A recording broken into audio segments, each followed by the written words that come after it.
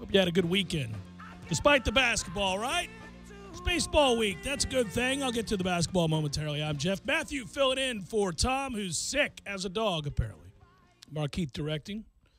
Hello, YouTubers. Good to see you again. We're there. We're also online, ESPNTallahassee.com. That's where you go to listen live via the streaming free always. Don't miss anything. But, hey, if you missed something, remember we got you covered all 3 hours. Going to be posted upon the conclusion of the program, both on iTunes and in our own audio vault. You can email the show if you want. It's jcs at 979espnradio.com.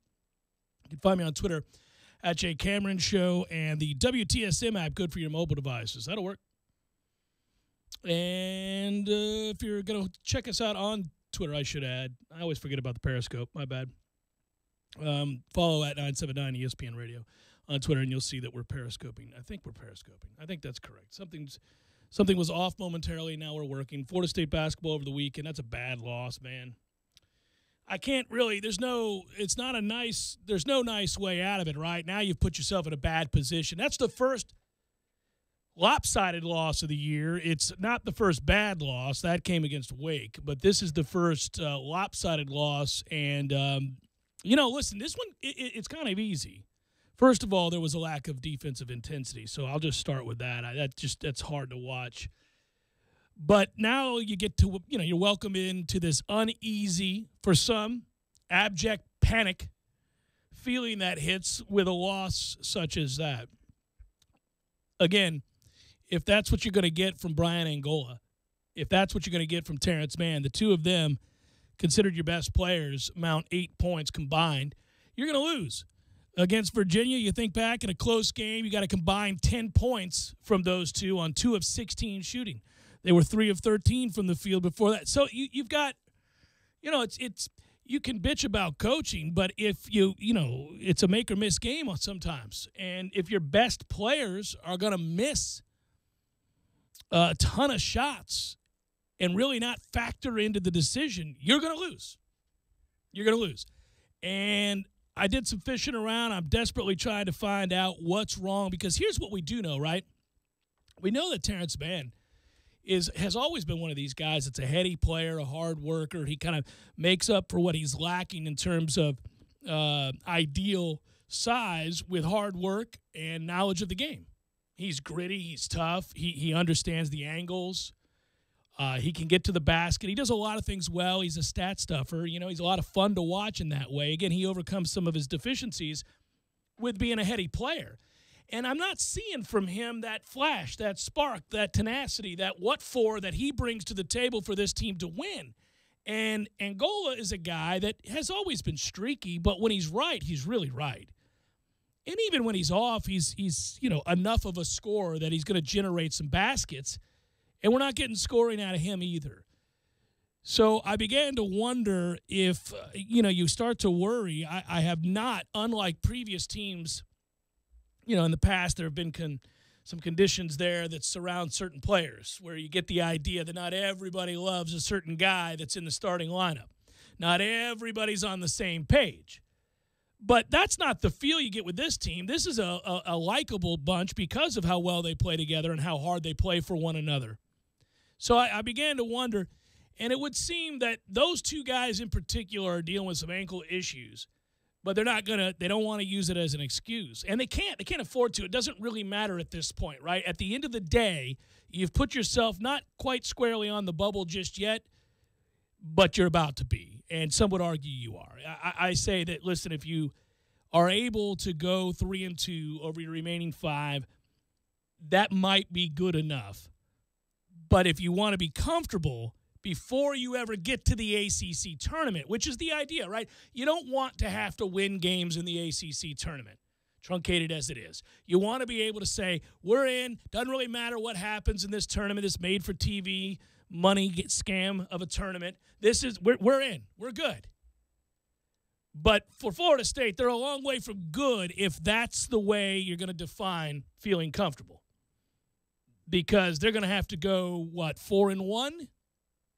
If that's what you think is getting you to the dance in a comfortable fashion. And it's frustrating. It's awfully frustrating. And at the same time, you should read the inbox. I get it. I like that there's passion surrounding the program where there once wasn't. I like that people like to debate to the nth degree after losses and celebrate after wins. It's just such a long season. It's hard to do that every game. This is a losing streak that really, you think back to that Virginia game. Again, if you had gotten something from your Stars at home, there's no shame in losing that game, but you had a chance to win it. You had a chance to win it. And I said it at the time, if they had won that basketball game, for all intents and purposes, they would have stamped the ticket. They were going to the dance, barring a complete collapse. This loss really wouldn't have been anything. But ifs, ands, or buts, right? It didn't happen. They didn't win that game, and then they go on the road in need of a fine performance, and they don't get it. In fact, they get the opposite. They get a performance that's just ass. And that's the one. That's the first. Listen, I was slightly frustrated by the Wake loss because I thought that arrogance might have crept in towards the end of the first half after Florida State went on a bit of a run and got a 10-point lead. And, you don't like to see that. It's unbecoming of your team that has to fight so hard for one another and with one another to get wins because they don't have a singular star. So you need those guys to always be cognizant of that and to see for the first time maybe a little bit of arrogance slip in there in the waning moments of the first half, which allowed for a run from Wake, which got them back in the mentality that they could win the game. That was frustrating to see. But it happens. It happens. And you go, well, all right. They bounced right back and they beat Louisville, and you thought, okay, lesson learned. This wasn't arrogance. This was a lack of defensive intensity, and this is now, we're getting close to a make-or-break situation, and you never want to be in that position. I did say at the start of the year I thought the team was better than people predicted, and they are. I also thought they'd make the tournament, and they may. They are getting close because the other thing I said was they were probably a bubble team. And they're playing like a bubble team. They're playing like a team that's going to make you sweat. Playing like a team that's going to have you concerned every time out. It's and I think, I'd like to say you can certainly chalk up a win against Pitt at the end of the year. Pitt's not even playing. When you watch Pitt right now, they're not competing. So I think it's suffice to say you got another win coming there. Boston College just knocked off Miami. It's kind of interesting, right? You go and I remember when we lost to Boston College up there on the heels of a double overtime game, you turned around and you played on a Monday, and everybody and their brother was scared to death and thought, well, that's a terrible sign. And we said, that can happen. Boston College isn't that bad. Boston College just knocked off Miami. So, look, at the end of the day, you get off the ground struggling in this game. You don't defend. I think that's what angered me most. I can deal with spates of not being able to put the ball in the basket. I get more disappointed by a lack of defensive intensity because the lessons should have been learned by now. And, you allow for the Irish to go on a 12-3 run after getting into a one-point game with 8 minutes left in the half, and you feel very good about where you're at there. Then you allow for that run. You leave guys wide open from three. And then it's happened more than once. And so, every time you got back, every time you fought hard, you get it all the way back, by the way, tying it at 52-all in that second half, and you're thinking, okay, we're all right. We can battle here. We're in good shape. That's a hell of a comeback. All right, now, Notre Dame, if anything, losers of 7 of their last 8 has to be the one thinking, well, here we go again. And they probably go on a 24-4 run. Peace. First time this year, Matthew, that I said things that I wished I hadn't said. Well, that's not true in general. I was going to say, I have a hard time believing that. No, I mean directed, in this case, once again at my phone. I was at my son's baseball practice again. It seems to me that whenever FSU plays a basketball game, I'm either hosting the golf show on the PGA Tour channel, which I don't say with any arrogance whatsoever, or I am at my son's baseball practice. Either way, I'm having to scramble, and I'm watching on my phone, and I'm catching up in some capacity. In this situation, luckily, I was secure in my car without others being able to hear, and I said some things that were unbecoming. If a passerby had noted that I was watching my phone in the car and screaming like a maniac, then they would have seen a lack of self-control. That loss now means that basically, you go back, you look at C.J. Walker with 16 points, Phil Kofer with 12. It was nice to see P.J. Savoy come back. He comes in off the bench, hits 11 points. Most all of that was early in the game. He didn't score in the second half once they adjusted to the fact, that guy can shoot. Another good game from Trent Forrest. 6 points, but 4 boards and a team-high 4 assists. I like him a lot. I've said that before. I'd like to see a lot more of him. But this is what Florida State is, and there are some good things in there, but there are some real bad things. They just don't defend. And you can't get around it, and I've said it a lot. I thought, you remember the conversation I had with Tom on Friday was basically, look, if they defend like they did against Virginia, and Virginia's not an offensive juggernaut, but they have skilled players. And the idea was that if you take the effort that you gave in that game, I know you came up short, but you really defended and you worked hard on that end of the floor, an area that's been lacking all season long. If you took some of that with you on the road and you were buoyed by that effort, you'd win this game. Then without Colson, and, listen, they still have capable scorers, but you would win the game.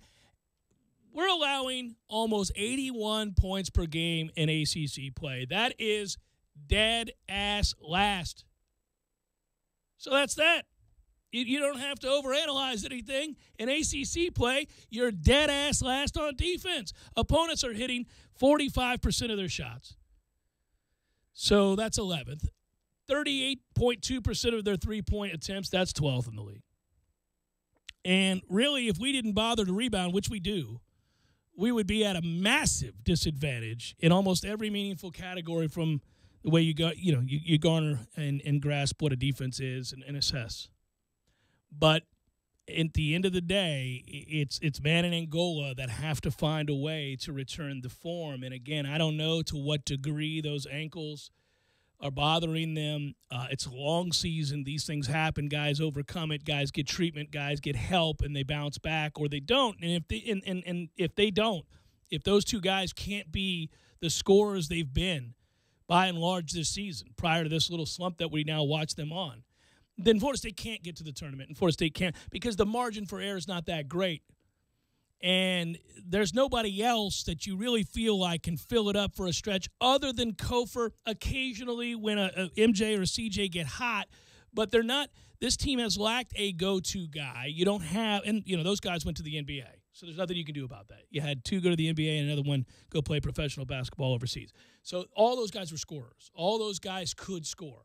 And the idea coming into the season was – what were you going to do to account for the points per game collectively of, X leaving and Bacon leaving and all those, you knew this was going to be tough. And for much of the year, it's happened for them. They've been able to get the points necessary because of Angola and because they've had games where obviously Kofor lit it up, or they have had games where MJ Walker saved him for a night. Obviously Terrence Mann, who now is on his second straight disappointing game with 5 points, 2 of 7 shooting, 1 of 2 from the free throw line. Those guys have to be the ones that help fill the stat sheet from the scoring standpoint, and they're not doing that right now. And so, it's Florida State 6-7 in the ACC. They are 45th in the RPI. And I won't do the thing that I saw a lot of people do, which is say, just as they did earlier this year when Florida State fell, I think at the time, to 2-4 before rattling off 3 straight wins in the conference. I won't say that I'm firing up the NIT trolley. I won't say that yet. We're getting close to a place where I'll have to make a call. I may have to call the ding-ding. It's soon enough that guy and his cigarettes will be making their way, but it's not there yet. The RPI, they use that heavily, and Florida State's in a good position there. We're not, as we sit today, for those, hey, get to the point, Cameron, get to the point. You're prattling on forever. Are we in or are we out as of today? As of today, we'd be in. It's a little bit nervous time, but you'd be in. We're on the right side of the bubble as we sit today. Now, you got to find a way, get a home win, certainly against Clemson, and you can do that. And Clemson, by the way, RPI of 4. If you want to look at all of them, Ken Palm 15, Sagarin 26, BPI 17, KPI 7, right? So that would be a huge RPI booster. You get that win on Wednesday night. Then you have a home win against Pitt and BC before it's all said and done. That would get you to 9-9 in the ACC. You'd have 2 remaining, obviously the other 2 games, the road games, but you'd be in. I think if you get 3 more wins, if you're 9-9 in this conference and you have that many quality wins, because they do have quality wins on their side to go along with now what this, the ugly Wake loss and this loss, which isn't a devastating loss, but it's not a good one. You still have enough high-quality wins against the top 50 RPI. So, and you'd have another one if you beat Clemson. So you'd have enough there, and you're going to get in. And at the end of the day, remember at least for me, may not be for you, may not be for a lot of people out there, but it should be given what Florida State lost. At the end of the day, this was about sustaining the momentum gained by going back to the tournament a year ago, becoming a program of significance, and getting back 2 years in a row. They got everybody come back next year. So basically, you would feel good about that, getting back to the tournament. So boiling it down a little bit, do you think if Florida State splits with Clemson, they're in? Mm-hmm. That's the end of it. You got to win your other 2 home games, Pitt and BC. And that, the BC game you're going to have to play because they're not terrible. Screw Pitt. You're going to beat Pitt by 30. Pitt sucks. You got no problem there. I'm not worried about Pitt. I'm literally, how infrequently I can say that about a Florida State basketball game, admittedly? Like, even as their greatest flag bearer champion on the air, I can rarely say about any Florida State basketball game that I go, oh, yeah, we got this. Just show up. We got this. Just make sure you're out there on time, boys. That's one of them. That's one of them where I'll say, yeah, we're good. But, again, that's the only one of those. So, and Clemson's good. I thought all season long, I gotta tell you this. I'm sure it's that way for other fan bases regarding Florida State, because if you're a non-traditional power in the ACC for basketball, then, the Blue Bloods all, thumb their nose at you. Oh, nice season. Good on you. You made the tournament. Well, isn't that cute? What a run for those guys, right? But that angers everybody who's not considered a blue blood, right? When you go up to the ACC meetings, you can sense that, right? You can feel it. That's why you love football, because when football comes around, the ones that aren't considered to be in the club rule the day. Florida State, Virginia Tech. We'll see if Miami gets back to that place, but they're not in the club, so they would too. Obviously, even Clemson, who's been around in the ACC forever, is not really in that elitist club of the ACC. Certainly not basketball. So the group of football powers like, oh, what time is it now? Whenever we get around to that season. Well, I could say I get mad about that, and then yet I'm guilty of it, because I have spent this entire season watching Clemson basketball, and every time they get a big win, folks, they're 20-4. Clemson is 20-4 with an RPI of 4. Clemson is in second place by themselves in the ACC. They're 9-3 in the ACC. They're just 2.5 games after Virginia's loss to Virginia Tech. Oh, by the way, how crazy is basketball? Florida State beats Virginia Tech on the road, right? And we go, okay, good win. You got to get that win. Well, what's happened since that time? Virginia Tech has rattled off 5 or 6 and just knocked off Virginia. First team all year to do it, although we saw signs with Virginia. That game here, that was interesting. Again, Virginia has been great this year, and they're a very good team, but they play everybody close. And when you do that, one of these days, a guy's going to hit a shot or you're going to miss a shot, and you'll lose that game. And it happened. That said, back to the reason I'm ripping myself, Clemson's 9-3, 20-4 on the season. They've won 4 straight, 4th in the RPI. Every win, I go, well, I mean, come on. Clemson's not going to. I mean, this is, come on. It's like watching an NFL team that's traditionally sorry, Jacksonville, my Bucks, something like that, and they start the football season in a league that's meant for everybody to go 8-8 with a salary cap, 7-0, and you're like, well. I mean, smoke and mirrors. There's no chance, right? At some point, you just have to say somebody's really good. I guess Clemson, sorry, through 24 games, I guess I have enough evidence that you're pretty good now.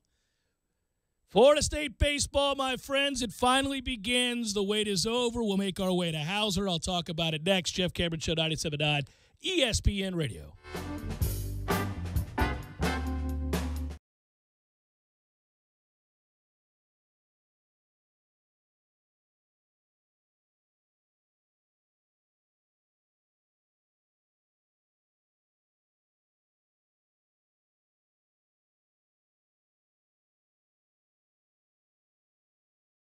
When you're in need of auto repairs, look no further than Nice Tire and Auto Service. Nice has been in business for 16 years with long-term, knowledgeable sales associates. They have the latest wheel balancing machine.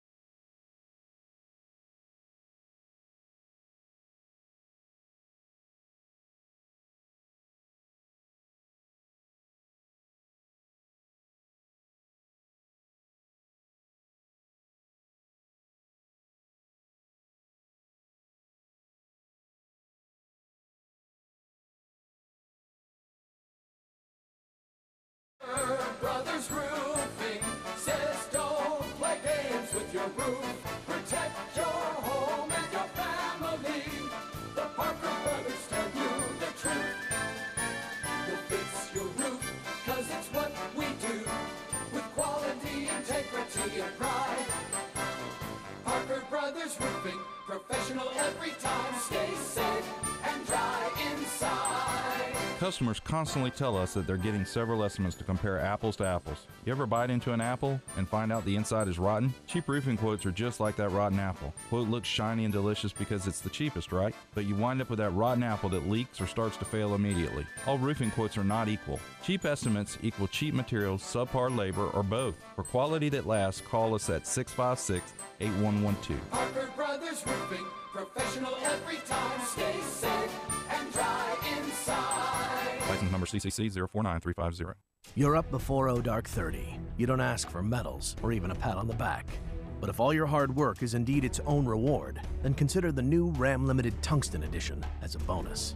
Natura Plus leather seating, premium projector headlamps, suede headliner, packaged in the highly capable, hard-working truck you'd expect from Ram. Keep doing what you do, but who says you can't do it in a nicer truck? The new Ram Limited Tungsten, the most luxurious Ram truck ever. Ram is a registered trademark of FCA US LLC. Stop by O'Reilly Auto Parts today and pick up 5 quarts of Mobil 1 full synthetic motor oil for $28.95. Plus, get a $10 O'Reilly Auto Parts gift card after mail-in rebate and earn double O Rewards points with your purchase. Protect your engine with Mobil 1 full synthetic motor oil at O'Reilly Auto Parts. Better parts, better prices every day. Limit supply. See store for details. O'Reilly Auto Parts.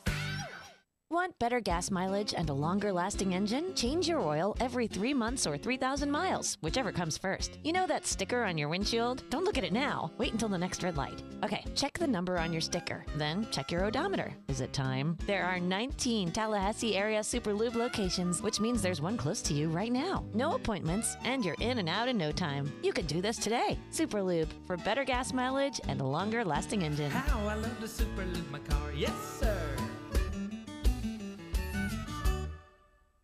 Escúchame, y Dan Levitation, ESPN Radio. Might I suggest you tread lightly.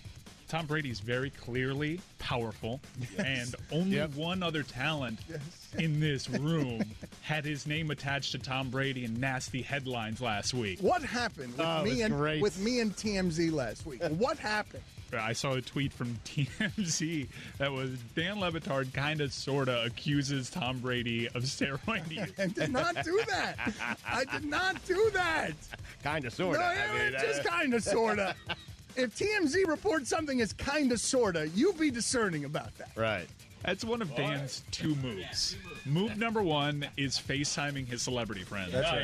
And move number two is kind of, sort of just asking the Just question. asking the question. He's on it. Provocateur. The Dan Levitard Show, weekdays at 10 a.m. on 97.9 ESPN Radio. This is the Jeff Cameron Show. Jeff Cameron Show on 97.9 ESPN Radio.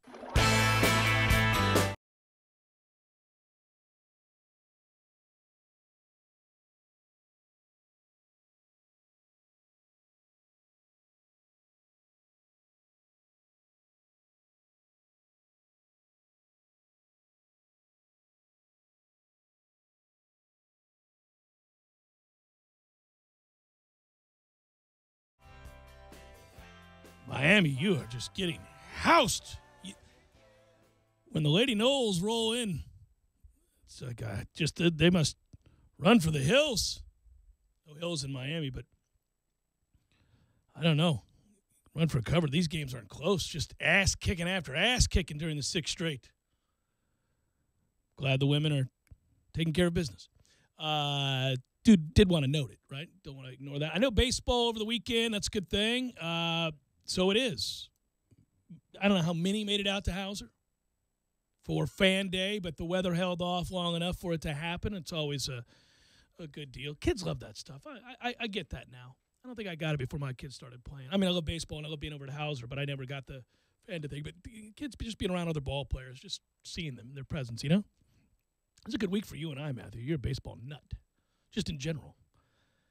As for college baseball, 4 o'clock, Friday, Dick Hauser Stadium. Can't believe it's about to be February 16th.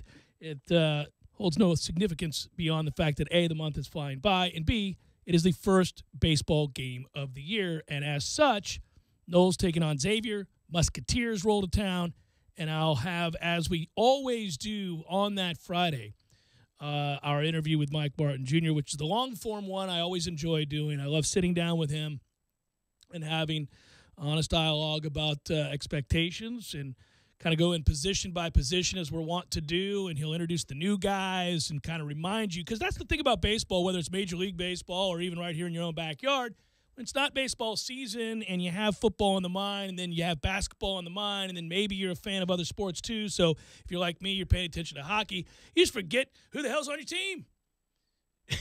It's crazy. You do. Like, maybe not your pro team. You probably know your 3 or 4 really good players on your pro team. But I bet you don't know everybody in that bullpen. Come on now. Oh, I forgot we picked up Wilson. All right, a little help from the left side. Ubiquitous Wilson that everybody has out of the pen, of course. Oh, they're going to bring in Wilson. So here's the thing. I said that I can't wait for this season, and it's for a lot of reasons. They're talented.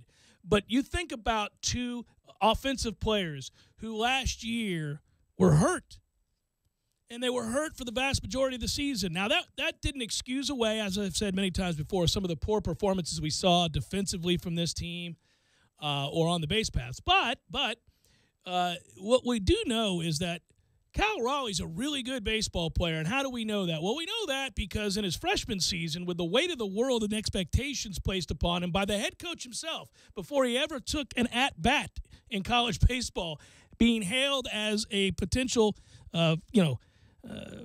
all-world player, and Lord knows Florida State's had a ton of them, all-American-type players, right? Obviously, Golden Spikes Award winners, etc. 11 talked about him the way that he talked about some of the great players in this program's history. And I thought, well, that means that not only is the kid talented, it means that he's got it together between the ears. Because you don't do that to somebody if you think they're maybe a little fragile or a little immature. It could be tough. That's for anybody. But especially a freshman coming from out of state. And he went out and produced. But he didn't last year. Not in the way you would have expected in 264 at-bats, 9 home runs, 39 RBIs, woeful 227 at the plate. Just your traditional slash line is not good. But he was fighting through a lot of problems. He had injuries plural. He's healthy now, and I think he has a huge year. You already know Tyler Holton's a stud, and a two-way stud at that. Obviously, that's exciting to watch him pitch. It'll be exciting to watch him platoon over at first base. And by the way, should be mentioned, Bornegal is a transfer. He comes in. I think he'll be at second. Salvatore is a transfer. He'll come in and play short, I believe, unless that's flip-flop. We'll see. We'll ask Meat this week again how that's settled out during practice. But Mendoza's the other guy that I talked about who we know, we saw last year come in with all of the hype and immediately got hurt and missed all that time. Couldn't make his debut until the North Carolina series, which was always crazy, right? Bringing a guy back to face that kind of pitching. But as it turned out, you saw late in the year just why everybody was so high on Drew Mendoza, who, again, traditional slash line, 270, 10, and 33. So 10 home runs from a freshman will work. And a guy who is more than capable, especially when healthy on defense. So he's going to be good, and I think those power numbers are there for him. But, again, I can't wait to watch a kid like J.C. Flowers, who at times looked overwhelmed at the dish last year. But athletically, you saw what he was out in center, and is a lot of fun to watch play defense. I mean, guys that could just flat go get it. I expect him to take a huge step forward with the bat this year. Most freshmen who come in are overwhelmed. And that's to be expected, coming from high school to face college pitching. In some cases, you're facing juniors that are throwing mid-90s. You're just not consistently seeing that in high school. So he struggled a little bit at the plate, hitting 235 last year. Could really go get it defensively. I think he'll have a big step up this year. Obviously, everybody knows about Jackson Luke. Red Applin coming back was big. DH and play first. You can do a lot of things with him. Cole Sands is throwing hard. Your rotation is in place. Drew Parrish, those guys are all in play. So this is a good team, a talented team, and one that is favored to win the ACC, and it's a good conference. So, expectations are high. They always are, rightfully so. And I know that group over there, despite not having won a national championship, which is the bugaboo, which is brought up every year when we get to the first week of the season. It's harped on every week of the season because, you can't win a national championship in the second week or the third week or the fourth week of the season. So it's still able to be brought up, and I'll be relieved, as everybody will, when that finally happens. And a lot of people don't think it will until a certain Hall of Fame coach isn't here. He's going to leave this season, I know that, as the all-time winningest coach. And it stinks that he hasn't won one, and he's come very close. And it would be nice to see that happen before he retires. I think we all agree on that, no matter where you stand on decisions, in-game decisions. The beauty of baseball is that it allows for that kind of second-guessing for all. But as a man in the arena, he's been awfully successful, period. And this year figures to be much of the same. The question for so many, though, is will it be the season? And I hate this because every year it's almost like a public service announcement that I have to say, don't let that be the thing that destroys your ability to watch and enjoy a really good baseball program and team play on a week-to-week basis. Because that's, you really, at that point, are not a real baseball fan. And so, I think, again, that's a very small percentage, but a very vocal percentage. Later in the week, on Friday, again, Mike Martin Jr. will join us, and we'll have a long discussion about that team, what we're going to see out of the pen, what his expectations are for them, offensively, defensively, on the hill, all that good stuff. We'll look at that schedule. Again, this Friday, Xavier comes to town and baseball begins. It's a glorious thing. Jeff Cameron Show, 97.9 ESPN Radio. Window shopping.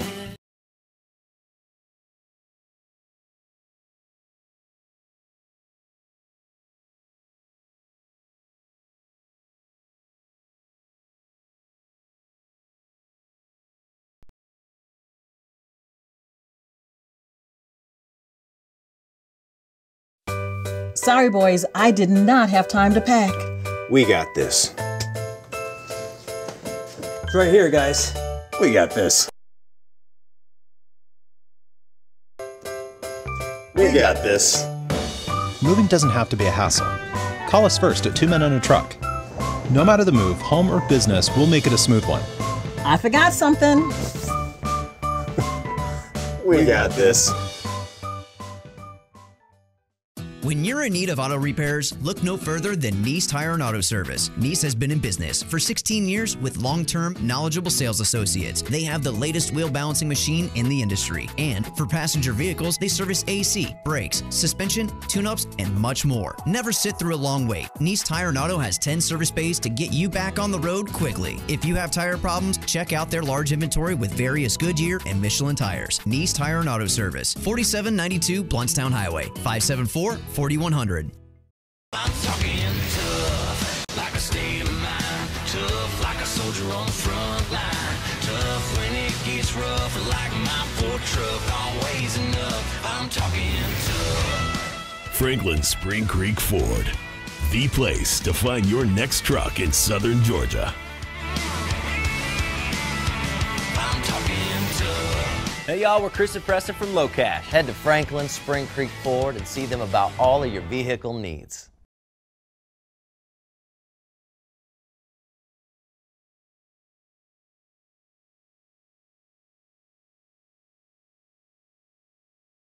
$11.22. As utility customers continue to use more energy to offset the recent cold weather, the City of Tallahassee offers you a few tips to help you save energy, water, and money. Sign up today for a free energy audit. After the audit, they'll provide recommendations for energy and water-saving improvements, and it's all free. Take advantage of the Winter Relief Assistance Program, or WRAP. This alternative payment program allows all residential and non-demand small business utility customers to carry over up to 25% of their utility bill in January and February to the following month's bill. To request this option, customers should call 891-4968 after they receive their bill. Try switching to natural gas. The City of Tallahassee offers rebates on natural gas appliances. To find out if natural gas is available in your area, visit talgov.com/YOU. Check out the City of Tallahassee's Ceiling Insulation Grant Program. The city may pay up to 80% of the installation's cost, up to $400. Having an energy-saving winter is easy with all of these great products and services. Call 891-4U. That's 891-4968 to learn more and be winter ready. Hi, Chris Kraft for Kraft Nissan. As most of you know, it's that time of year again. Tax refund time. What does that mean for all of us? It means that every single car dealer in town will be trying to shout the loudest for you to bring in your tax refund. Bring in your W-2s, and they will put you in a car, a used car that is nothing like what you really want. Well, guess what? Kraft Nissan's New For You program is an absolute game changer. We don't need your tax return. We don't need to see your W-2. And absolutely the best of all, we will not sell you an overpriced used car. And that is exactly why at Kraft Nissan, we call it the New For You program. We will plug your information into our system, which approves 4 out of 5 people with damage credit, and at the end of the day, you will drive away in a brand new Nissan, with or without a tax refund. You know the deal. Recently divorced? No problem. Recent bankruptcy? No problem. Credit score under 600? No problem. And it's not tied to taxes. Come see how easy it is for you to drive away in a new Kraft Nissan. And remember, if you don't see the Kraft tag in your car, you paid too much. Way too much. Kraft Nissan on Mahan Drive between Academy Sports and Costco. Looking for a sweet deal? Swing by your local CVS pharmacy, where it's easy to find everything you need for your sweetheart. This week only, buy one, get one 50% off select designer fragrances. Plus, buy one, get one 50% off select Lindt Lindor truffles, Ferrero Rocher, and Ghirardelli chocolates. Restrictions apply. See circular or cvs.com/weekly ad for details. Feel good? Save money at your neighborhood CVS pharmacy.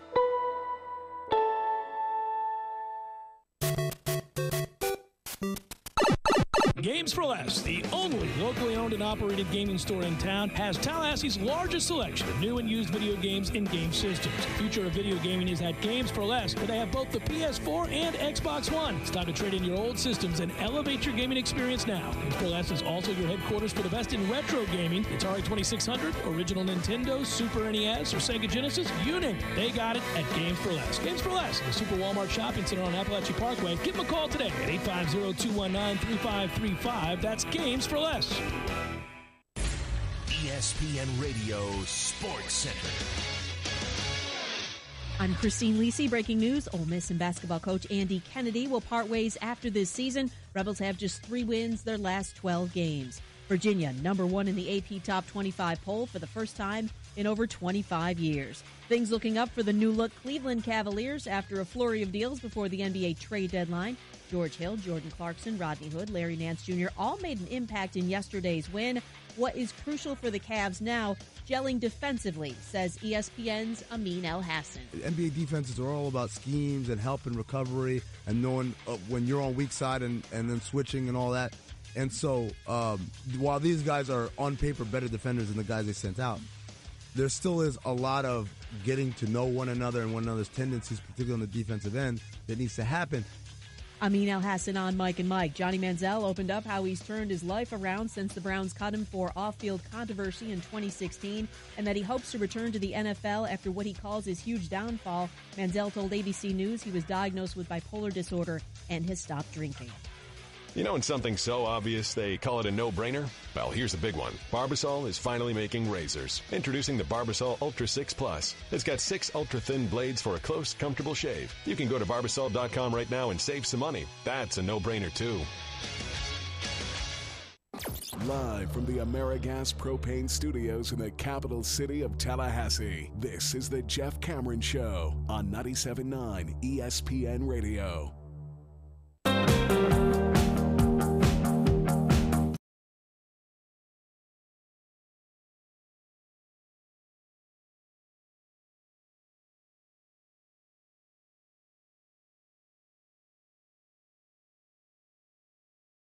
Workout February 19th. State of Florida, lots of teams. You know that. By the way, Marlins, February 14th. Don't worry, you don't want to go. You don't want to be there. It was Fan Fest or something this weekend for them. Can you imagine that? Try selling that one.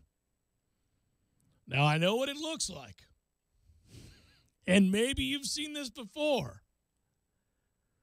We've got Dietrich's jerseys. I mean, come on. That's a toughie. That's a toughie.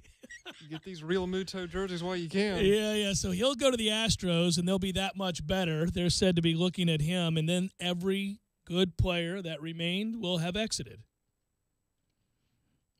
You know, there's a good way to do that. Here's the deal. A lot of times when ownership changes hands, management of all kinds change hands, they want to start clean and they want to exit certain costs and things that they inherit.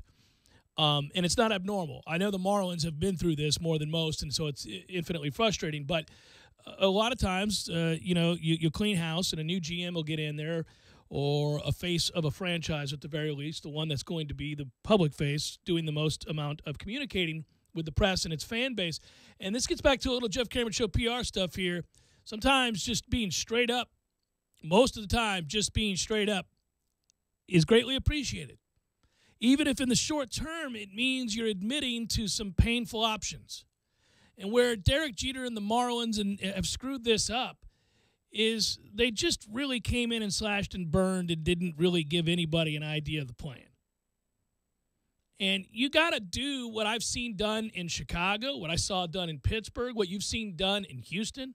It's worked now, right? And unfortunately, it's becoming kind of the model where it's not necessarily tanking, but it's akin to it, because you want those picks, and you want those picks, and you want the ability to look 4 and 5 years down the road and say, all right, a guy starting for me right now in left field at 29, 30 years old isn't likely to be a big factor in us making a run to a world championship 5 years from now. So he's got talent right now.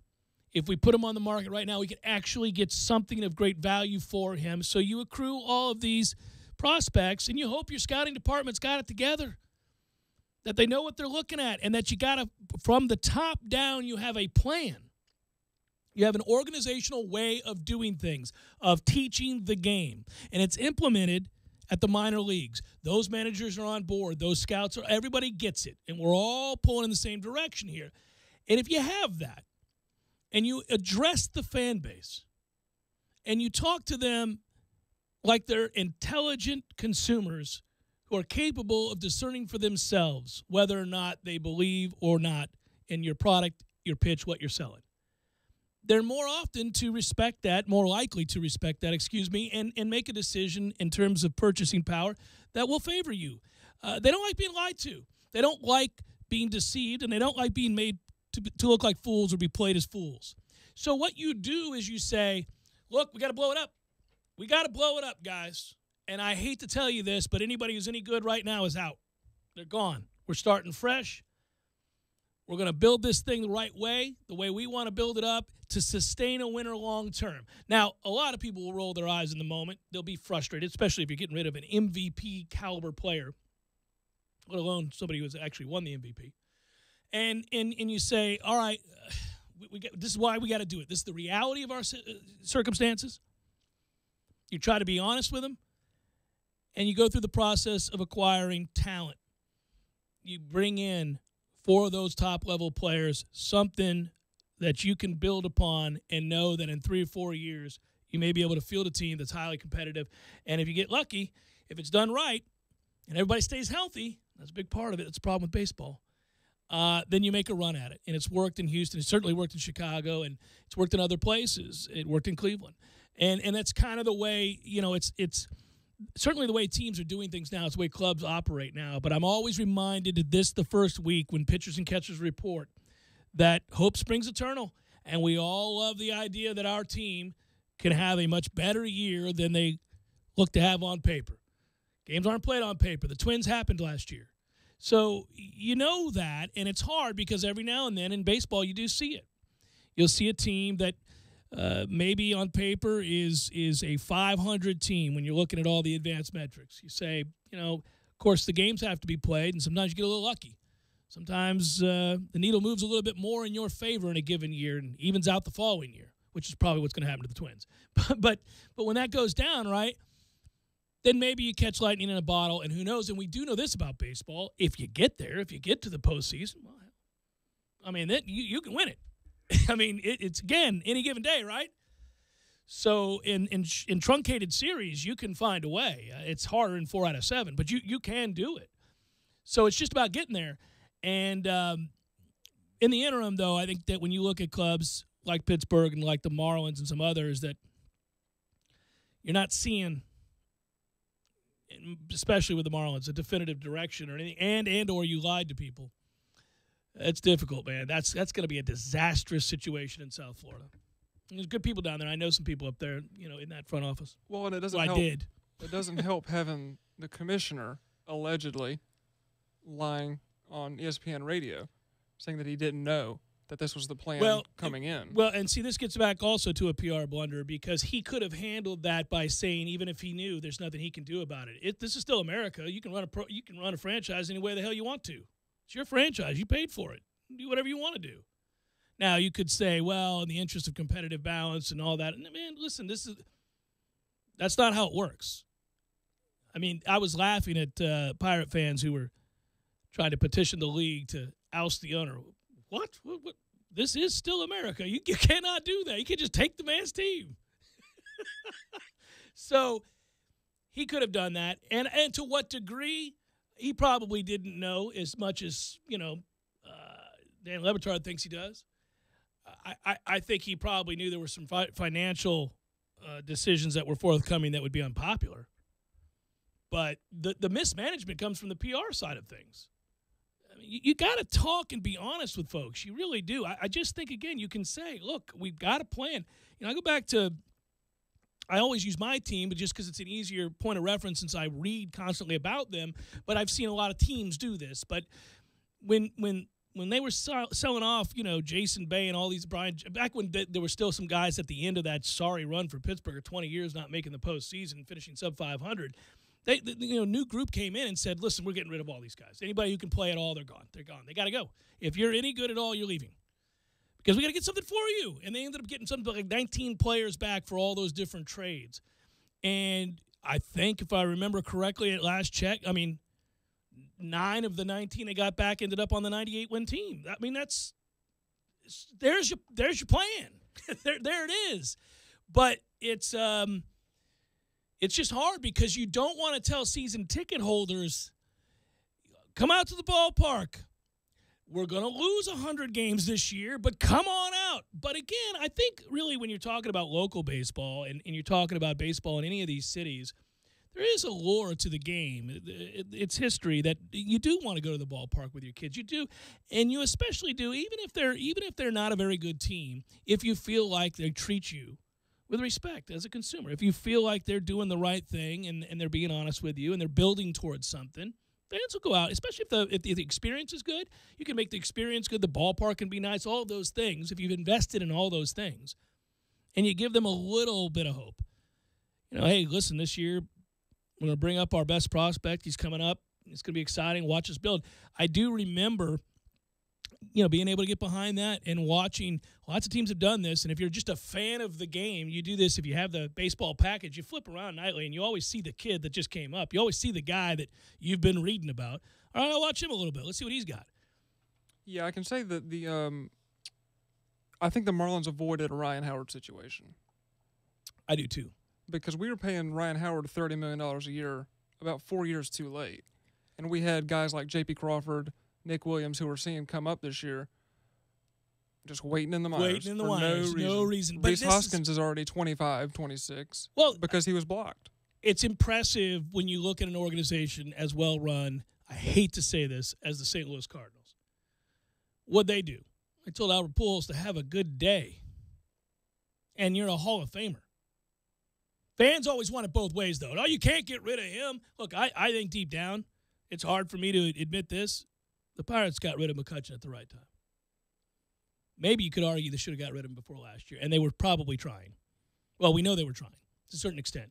It's hard to say that about Kutch, man. The guy embraced Pittsburgh, was the impetus for the change, for the turnaround in mindset, and obviously he won an MVP. He was a great player to boot, and they won games, and he pulled them from the depths of hell in terms of winning and losing. But at some point, when you see a guy's bat speed slow down, his prowess in the outfield begin to wane, his inability to steal bases, all the things that made him a five-tool player, he's down to being, middling to slightly above, being a plus player in only a couple of categories.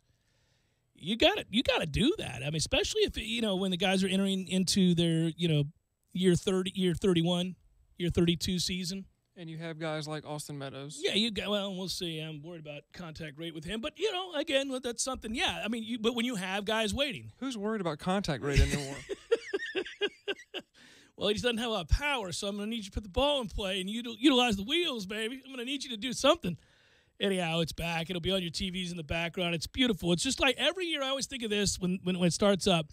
It's, again, there's something special about a regular season. And people ask me, why do you love the regular season more than the postseason? And I do. I like the regular season more than the postseason. It's the constant. It's the day-to-day, man. It's that I watch a lot. But the beauty of baseball, I'm not talking about when you're playing it. When you're playing it, it's a different experience altogether. Obviously, it's a joy to play the game. And most of my audience listening right now has played the game. Grew up playing it in Little League, whatever it might be. So you get that. And there's everything that goes with that. It's the team sport element. It's the growth. It's all of those things. It's the joy of making contact or striking a guy out, making a great catch, whatever it might be. But as far as a fan of the game, it's that it's every day. It's always there. You can count on it, man. You could be having a sorry day. Baseball's there. And I'm lucky enough to be married to a woman who loves baseball. It's her favorite sport. And so it's on. Whether I turn it on or not, it's on. So if I come home and I've had a bad day, which is hard to have because I'm a sports talk show host, but if I've had a bad day, which we all do, you walk through, you're like, oh, look at that, baseball's on. Well, isn't that pleasant? What are we having for dinner while baseball's on? Kids, I see you've got homework to do in the back while baseball's on.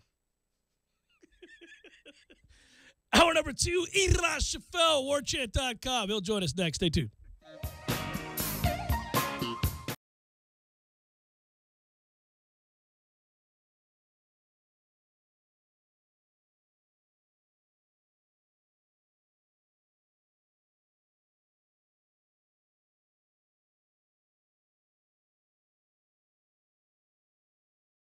When you're in need of auto repairs, look no further than Nice Tire and Auto Service. Nice has been in business for 16 years with long-term, knowledgeable sales associates. They have the latest wheel balancing machine in the industry. And for passenger vehicles, they service AC, brakes, suspension, tune-ups, and much more. Never sit through a long wait. Nice Tire and Auto has 10 service bays to get you back on the road quickly. If you have tire problems, check out their large inventory with various Goodyear and Michelin tires. Nice Tire and Auto Service, 4792 Bluntstown Highway, 574-4100. I'm talking tough, like a state of mind. Tough, like a soldier on the front line. Tough when it gets rough, like my Ford truck. Always enough, I'm talking tough. Franklin Spring Creek Ford, the place to find your next truck in southern Georgia. I'm talking tough. Hey y'all, we're Chris and Preston from Low Cash. Head to Franklin Spring Creek Ford and see them about all of your vehicle needs. Sorry, boys, I did not have time to pack. We got this. It's right here, guys. We got this. I thought I could handle it. We got this. Moving doesn't have to be a hassle. Call us first at 2 Men and a Truck. No matter the move, home or business, we'll make it a smooth one. I forgot something. We got this.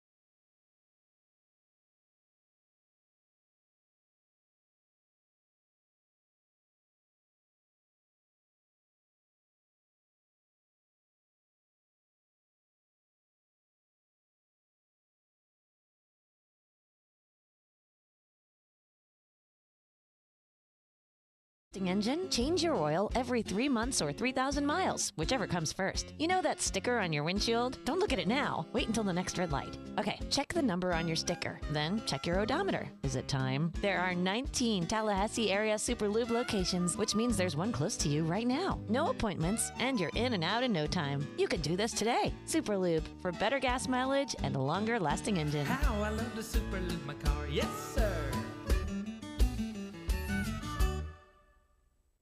In a world of salt and ketchup, Taco Bell shakes up the game, only to expose a web of fries. Fries seasoned in Mexican spices, dipped in warm nacho cheese sauce. They don't want these coming out.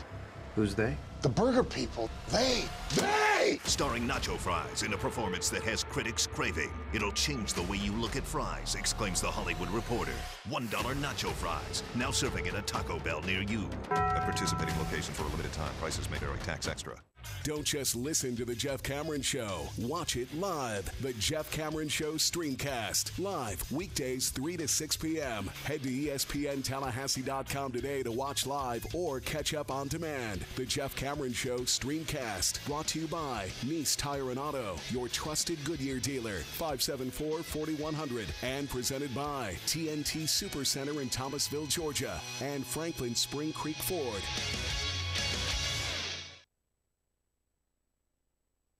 Driving every day from the AmeriGas studios in the capital city of Tallahassee. This is 97.9 ESPN Radio. WTSM, Woodville, Thomasville, Tallahassee. ESPN Radio Sports Center. I'm Christine Lisi. Breaking news. Ole Miss and basketball coach Andy Kennedy will part ways after this season. Rebels have just 3 wins their last 12 games. Virginia, number 1 in the AP Top 25 poll for the first time in over 25 years. Things looking up for the new-look Cleveland Cavaliers after a flurry of deals before the NBA trade deadline.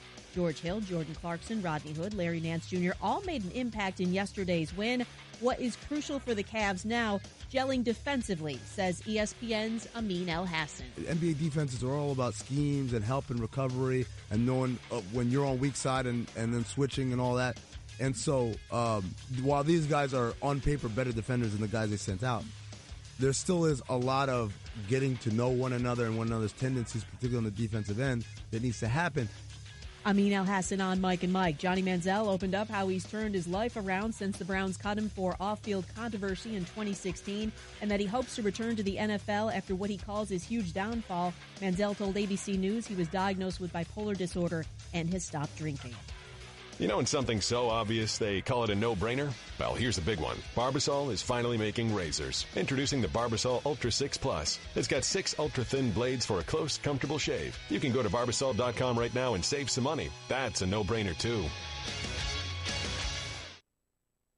Live from the AmeriGas Propane Studios in the capital city of Tallahassee, this is the Jeff Cameron Show on 97.9 ESPN Radio.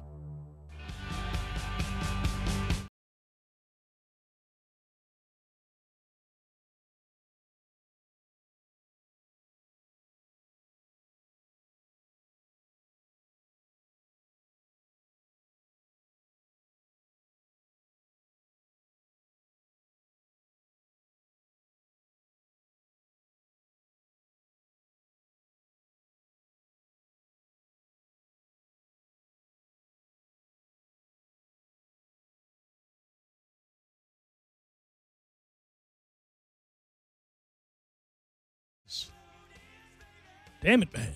We're online, ESPNTallahassee.com. That's where you go to listen live via the streaming free always. Don't miss anything. Sometimes you do. I got you.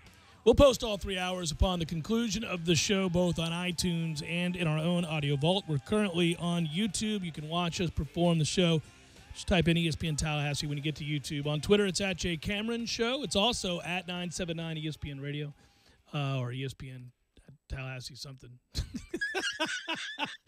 You can watch the Periscope there, right? Yeah, you know what I'm saying. And also, you can email us, jcs at 979espnradio.com. Irashfel joins us every week at this time. Today's no different. It's a good thing. He's with warchant.com, and he joins us now. Hello, good sir. Hey, Jeff. How you doing? I'm good, man. I'm good. We're a month away from Selection Sunday, and the ACC's looking good. But Florida State has just entered into that rather interesting predicament where there's heavy lifting still to do. How disappointed were you to watch that garbage effort against Notre Dame? You know, I honestly wasn't too surprised by it. You know, I just felt like Notre Dame, you know, they're getting healthier, and Notre Dame's going to be a problem for somebody if Bonzie Colson does come back in the ACC tournament.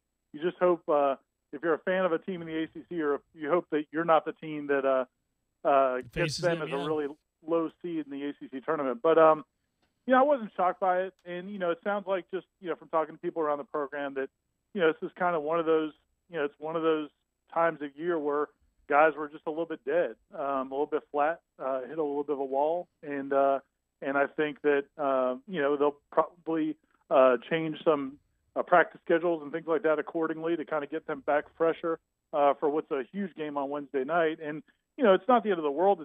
It's a loss that looks bad because how Notre Dame have been playing.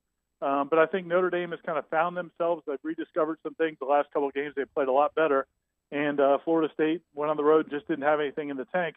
But I think they're going to play a lot better on Wednesday. And if they get that win, you know, I think they're still in really good shape to make the tournament. Yeah, I wasn't leaping off the cliff the way so many in my inbox and Twitter feed were following that game. I was really disappointed with the lack of defensive intensity, and there was none of it in this game right from the outset. You had Notre Dame 27 made shots. It just really was very frustrating when you looked at some of this stuff that I thought had been somewhat remedied against Virginia. Maybe they were tired from that game, but they really played hard on defense against Virginia. And I know Virginia doesn't score a ton, but they have skill, and Florida State defended them very well. That wasn't there in this game. I was disappointed by that. And then, you know, obviously, like you say, some of the nicks and bruises are catching up. Clearly, Terrence Mann and Brian Angola are not right. Whether that's physically, mentally, or both, they are playing terrible. Yeah, I mean, if you look at their numbers the last two games, I mean, it's unbelievable. I can't remember, 3 of 16 combined, something like that. I mean, and I don't have the numbers in front of me. I shouldn't throw out wrong numbers. But in the last two games combined, neither one of them has shot the ball at all. I have the numbers in front of me, so I will do this for you, good sir, because it's been a mess. You got a combined 10 points out of them against Virginia, right? I think in that game they were 2 of 16. In this game, they were 3 of 13 combined. Yeah. So that is damn sorry. And, you know, and it's just – you know, it's not a lack of effort. It's just right. Like you said, there's something not right there that those guys either physically or mentally, whatever the case is, they are not playing at a good level. And if those two guys, you know, this isn't a team where, you know, you can just overcome your two leading scorers not producing. I mean, those guys have to produce. And then, you know, as far as the defensive effort goes, I'm with you. And this has not been a great defensive team by any stretch of the imagination. But I do think this game kind of reminded me a little bit of the road trip to Boston College. Not that they had quite the same excuse, but I do think that Virginia game took a lot out of them. Virginia is so patient offensively. They don't put up a lot of points, but they do move the ball. You have to work. And then they ended up not getting the result they wanted out of it. They got the disappointing loss. And I just think they went up to Notre Dame and they were flat. And Notre Dame can shoot it and played really well. They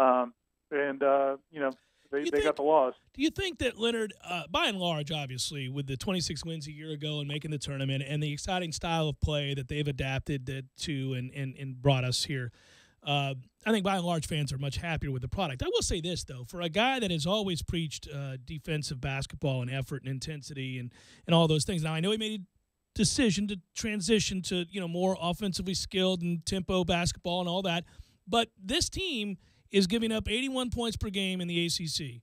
That is dead-ass last. I got to imagine that bothers him a little bit. Well, I think I'm sure he knew what he was getting into to some degree. But it's funny, just last week, before the Virginia game, we were talking to him about that game.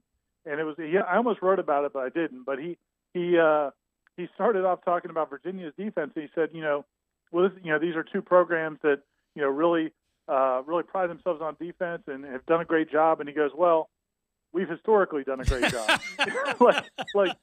He's like, just out of habit, he's talking about how great they are defensively, and he caught himself. Wait a minute. I can't say that.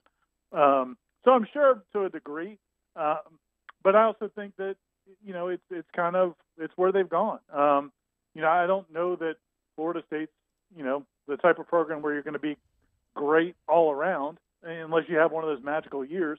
And I think that, what they've done offensively has been impressive. I think it's been a more conducive style of play to kind of get the fans excited. And we've seen these, and I'm sure it'll be a great crowd. I would expect a great crowd Wednesday night.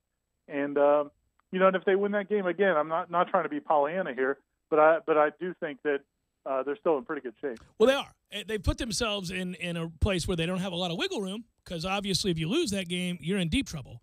But I don't disagree with you, and I do think they're going to make the tournament. I said it before the year, and I'm still sticking by it despite as bleak as it looks right now. I just think it's got to be frustrating for a guy who would like to see a modicum of defense played. They're last in the league. You don't have to be great. You just could be better than last in the league on defense, and it's frustrating. Hey, by the way, would it bother you if you looked at it from a fan standpoint every time the former head coach at Florida State referred to Florida State as that other place? That cracked me up. It doesn't bother me at all, but would it bother you? It doesn't bother you at all? Not really. I think Jeff, come on. No, let me tell you why I think. Well, let me tell you why. I think it's his way of efforting to not continually reference Florida State. I don't necessarily believe that it's born out of a place where he's slighting the school, but he's probably told himself a million times, don't keep referencing Florida State. Don't keep saying Florida State. Just move on. And in doing so, he's probably worked himself into a place where now he says it and it does come across as a slight. I don't really care about it. I don't mean – because, why do you think he never had that problem talking about LSU or Auburn? He didn't bring it up a lot. But I never heard him say that other place about LSU or that other coach about Nick Saban or that, you know what I'm saying? Yeah, he was never the head coach. He was never the head coach at either of those places. I just think, it doesn't bother me in the sense that I don't think that he's spending his every waking second trying to take digs at Florida State. He did when he first left, and it was wrong, and we've ripped him for it. But I think we're looking for reasons to be mad at him right about now, and there are plenty of obvious reasons to be mad at him before this. No, I don't think it's an intentional dig, but I think if you're somebody who believed in him, if you're somebody who donated to the Kids First Fund and all those things, and if you were somebody who you felt an affinity for him as a head coach. Okay, all right. To be called the other place, that's dismissive. It is dismissive. It's not the end of the world. I just think it's funny. I just think it's certainly worth giving him crap about. Does it feel petty? It feels petty. It feels a little petty. For him to do it, it feels petty. It doesn't anger me, but it feels petty. And I don't think he meant it as an insult. I do think he meant, but again, it's kind of, I could see how people think it's dismissive for a place where you were, for 10 years and made a lot of money and had a lot of success. You know what it is? I think it's true. So Tom and I got into an argument on the air one time about this. He was so quick to move on and ignore and ignore some of the things that Jimbo was saying to discredit the program and disparage the program. And I went, no, it doesn't work that way. You can't just move on and not have us fire back if you're going to say things that simply aren't true about the school or you're going to take digs. We get to say something back. But the mentality he was referencing and then talking about wanting to get away from, I think that's true now. Like, I feel like at Florida State, as a Nole, we're in a better position right now. We got out from under a terrible situation financially. And I also think from morale standpoint, this thing was going to go into the side of the mountain in a hurry. They were going to lose 3 and 4 games this next year, and this trend was going to continue. And so I'm relieved. And in addition, I really like this staff. Now, they got to win games. We all know that, and you wrote a great article about the heavy lifting that he's got to do on warchant.com. But in truth, I'm so ready to embrace this staff and these guys who are eminently likable, and we're in a good place right now. I don't really care what he says at this point at A&M. I hear you, and I mean that certainly makes sense. And I do think, and I think for the vast majority of Florida State's fan base, I think most people now at this point realize, man, things couldn't have worked out a whole lot better. You know, when you get saddled with a $40 million contract. Yeah. No, man, and at a critical time, too. Ira, think about this. I keep reminding myself and any other Nole I run into, I say, look, man, here's the deal. You could have believed in that guy. He could have proved him at the end to be a lie or maybe not what you thought he was. But we all celebrated the wins, and just like we got frustrated by some of the losses. But at the end of the day, that contract was an albatross, and things weren't moving in the right direction here, and that's now gone. And there's a sense of getting out at just the right time because Florida's going to be better. Miami already is better. And look what Georgia and Alabama, well, Alabama every year, and obviously what Georgia's doing. And we think we'll see if Tennessee gets better. But, man, they got out into the world of recruiting and battling for players with the right staff at the right time. Oh, I agree 100%. But at the same time, again, I get I get fans having, not necessarily wanting it both ways. On the one hand, you say, we're better off. On the other hand, say, wait, who are you to talk dismissively to us or to keep saying things about the facilities here or to, in any way disparage the success you had here. So, I just think fans, have a right to want both, to be happy with Willie Taggart, but to also say, hey, dude, we don't miss you either. I just think it's like you were saying to Tom, if he's going to say things, you have a right to say things back. Well, certainly you can retort. I think the other stuff was much more salacious, let's put it that way. About the article that you wrote, and for those that haven't read it, it's on warchant.com. It's a column. It's entitled, Now It's Time for Taggart to Get to the Heavy Lifting. And you go back through and do talk about some of the things from the previous regime. these postscripts on the Jimbo Fisher era. Is this the final one? I don't know. Probably not. I gotta guess. I'm gonna guess something here because I know you so well and we're friends. All right. So you set out to write this article because it's about Willie Taggart, and then you found that in the meaty portion in the middle, you ended up talking a lot about Jimbo, but you got back to Willie Taggart and the staff. Well, I'm wondering at some point if you didn't think, man, I'm going to catch hell for this because again I'm bringing up Fisher. I didn't because, and I did catch hell for last week's headlines from a friend of mine who said, dude, you guys got to get over Jimbo. Wait, hold on. You guys, plural, is nonsense. I was trying to move us on. Oh, I blamed on you. What the hell are you talking about? You brought up Fisher last week on headlines. I'll go back and listen. All right. But anyway, as far as this article goes, no, because I do think in the context of Willie Taggart's cleaning up the mess that Jimbo left. I mean, that's what he's got to do now. And I think, again, this is the kind of thing where it kind of comes back up again is when Willie Taggart makes the comments he made on signing day night, where I thought he was great. At the very end of that signing day party, I mean, he made some really insightful comments that, I wrote about, the accountability and. But from what I saw on film, I didn't see a football team that played for one another, quote unquote, Willie Taggart. Yeah, I mean, that nails it. That's it. In, I don't know, 8 words, 10 words, or whatever it is. Mm-hmm. I mean, he nailed exactly what was wrong with that team last year. And it was something that, and again, that's not an individual indictment on all the individual players. It's just something that was going on in this program right now over the last couple of years. You talk to people around the program, there was some entitlement, there was a lack of accountability. And, look, Willie Taggart and his staff have to clean that up. And he also, one other thing he said during the press conference that day was, he said, all the players want to dive into the playbook, and I just want them to dive into the weight room. That's he's nailing it. You know, his handling of these players, and the comment he made to Andre Adelson about how every time he sees DeAndre, it's never about football. It's always about what are you doing to be a better leader? What are you doing to lift up your teammates? All those things. Those are the important things. And I think so many people focus on the up-tempo offense and the new schemes and play calling, and it's going to be more exciting and all that. But what's really going to be the difference for this football team is if he handles the other stuff, gets them all on the same page, gets them accountable again, gets them to believe in each other and trust in each other and work hard for each other. That's going to be the difference for this team.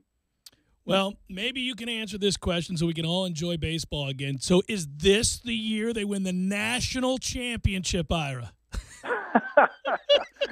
I had a great text exchange with a friend of mine who was bummed because he's not doing season tickets this year for baseball, and he said, "Well, that's proof positive they're going to win the national title." Yeah. So I think that may be the key, man. Who knows? They're are loaded, really though. Good. They are loaded. Yeah, they're loaded. They're it's going to be a lot of fun. I think so too, man. When you've got obviously Holton, Sands, Parrish, you got what you need in the rotation, and I'm really excited to watch both Holton and Sands especially. But I want to see a healthy season out of Drew Mendoza, obviously, because the power you saw, even though he was hurt all year, he had the 10 home runs as a freshman. But I think Cal Raleigh is going to have a great season, a huge season, because I felt bad for that kid last year after having such a great freshman year. He was pretty terrible last year at the Dish. And what do you think was the difference? What do you think will be the difference this year? Health. I ended up kind of talking to a lot of people who said that guy didn't want everybody to know it, but he was really hurting in a lot of ways last year. And in particular, he couldn't really grip the bat. That's a problem. So I do think that, he hung in there, obviously, to play and to catch, which is an important role. And he was able to do that despite some of his injuries. But I think offensively, you're not going to see 227 again. You're not going to see – that kid's going to hit again. Yeah, it's a big difference. The Cole Sands thing is the thing I really want to watch in game action. Because look, we've all known the velocity's been there for a long time, but now he apparently has real movement on it. He's got another pitch, and just to see what he can do now, also mentally getting through a lineup that third time, because that seems like that's where things have kind of come to an end for him in a lot of games. He's had a hard time getting past the fifth or sixth inning. Man, that would be huge to see him just as a local kid to kind of have that kind of growth and really have a big season would be really cool as well. I'm also really excited. I don't know your thoughts on this, but I get excited every year when baseball comes back around, both pro and college. But J.C. Flowers was a kid last year who, at the end of the year, obviously had run out of juice and was up against it. And you see that from freshmen, right? But he was so fun to watch, kind of go get it. I think that he takes a huge step forward. He looked like a traditional freshman. Difference being, though, that he had obviously a lot of tools. Let's see the growth. He'll be stronger now. Mentally tougher, one would think, and I would think he'll take a big step up at the Dish too. Yeah, I agree, and I really looking forward to him defensively. I mean, I just think that he's the kind of guy that can really erase a lot of doubles, make a lot of big plays in the gaps, and that's huge. I mean, it does so much for a team. Now that scoring is not quite what it used to be in college baseball, you've got a guy that ends an inning with a great play in the gap to end a scoring opportunity. It gives your team a whole big momentum boost. I mean, you can really get momentum on offense from what you do defensively, and he's got that kind of talent. Should be a great year. We'll see everybody out at the ballpark. I'll see you tomorrow, good sir. Always a pleasure. Be well. Thanks, Jeff. See you, man. All right, take care. That's Ira Chaffel, warchant.com. Yeah, listen, it's funny. The Jimbo conversation is one that sees Florida State faithful in a position of contrarian ideals here. You got a lot of folks who say, well, just whatever. Can we please just move it along? Others like, that son of a bitch, I'm going to say what I want to say. Yeah. I saw that over the weekend, that other team or that other place, people were angry. We're in a better situation, folks. Jeff Cameron Show, 97.9 ESPN Radio.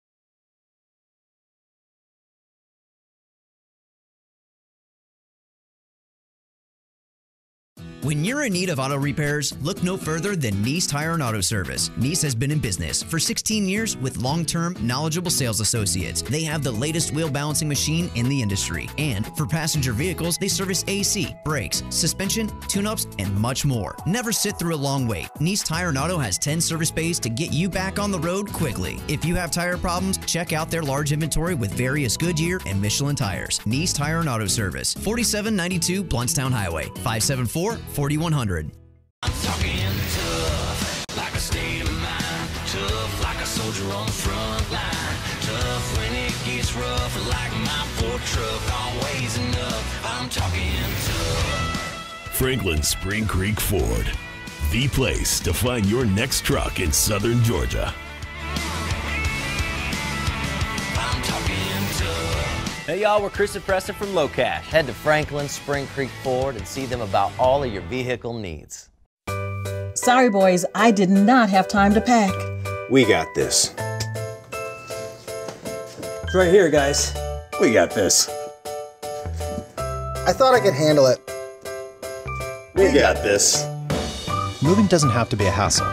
Call us first at 2 Men on a Truck. No matter the move, home or business, we'll make it a smooth one. I forgot something. We got this.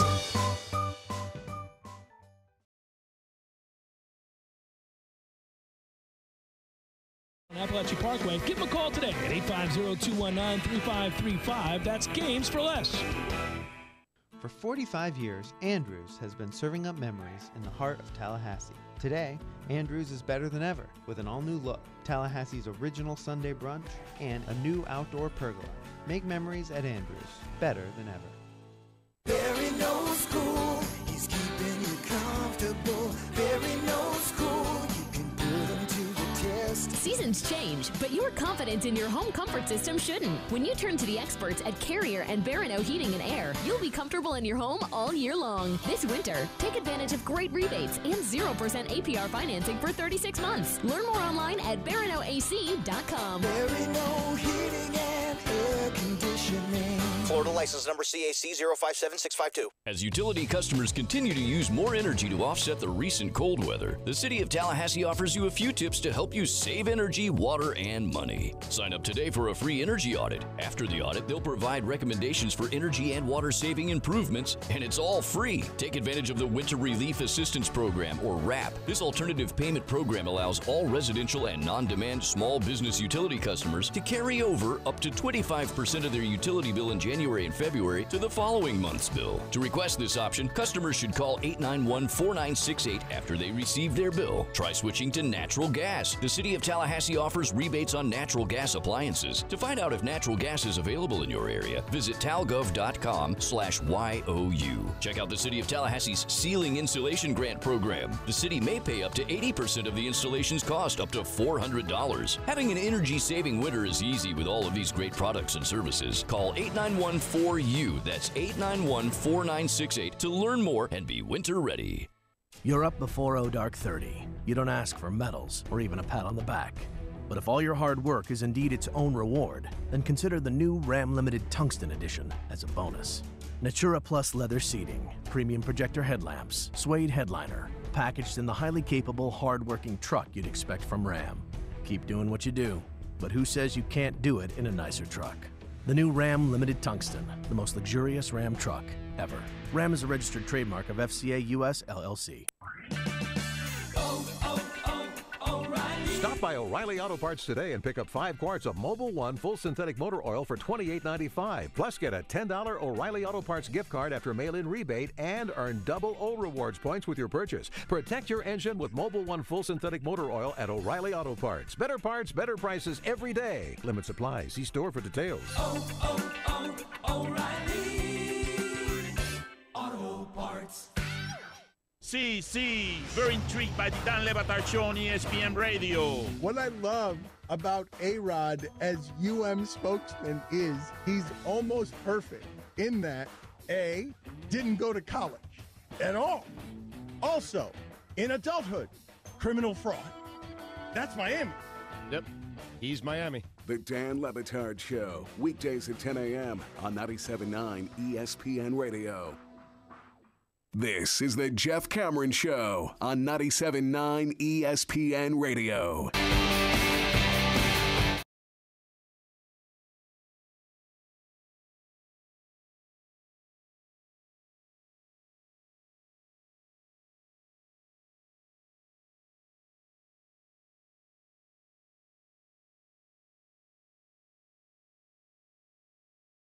Where these kids realize their dreams. Have you seen the? I think it was. I don't know. Somebody sent it to me. It was from the artist Common. Tweeted out a girl who has Down syndrome, who was, I think, like a team manager. The coach put her into the game. It's one of those moments where she gets to play in an actual game, and her teammates film in the locker room. Her being told she was actually going to play in the game, and her reaction. And then she gets in the game and she scores. And I mean, I can't watch those things. I'm doing a show here. How am I supposed to keep it together with that? No, it is beautiful, but I don't need that.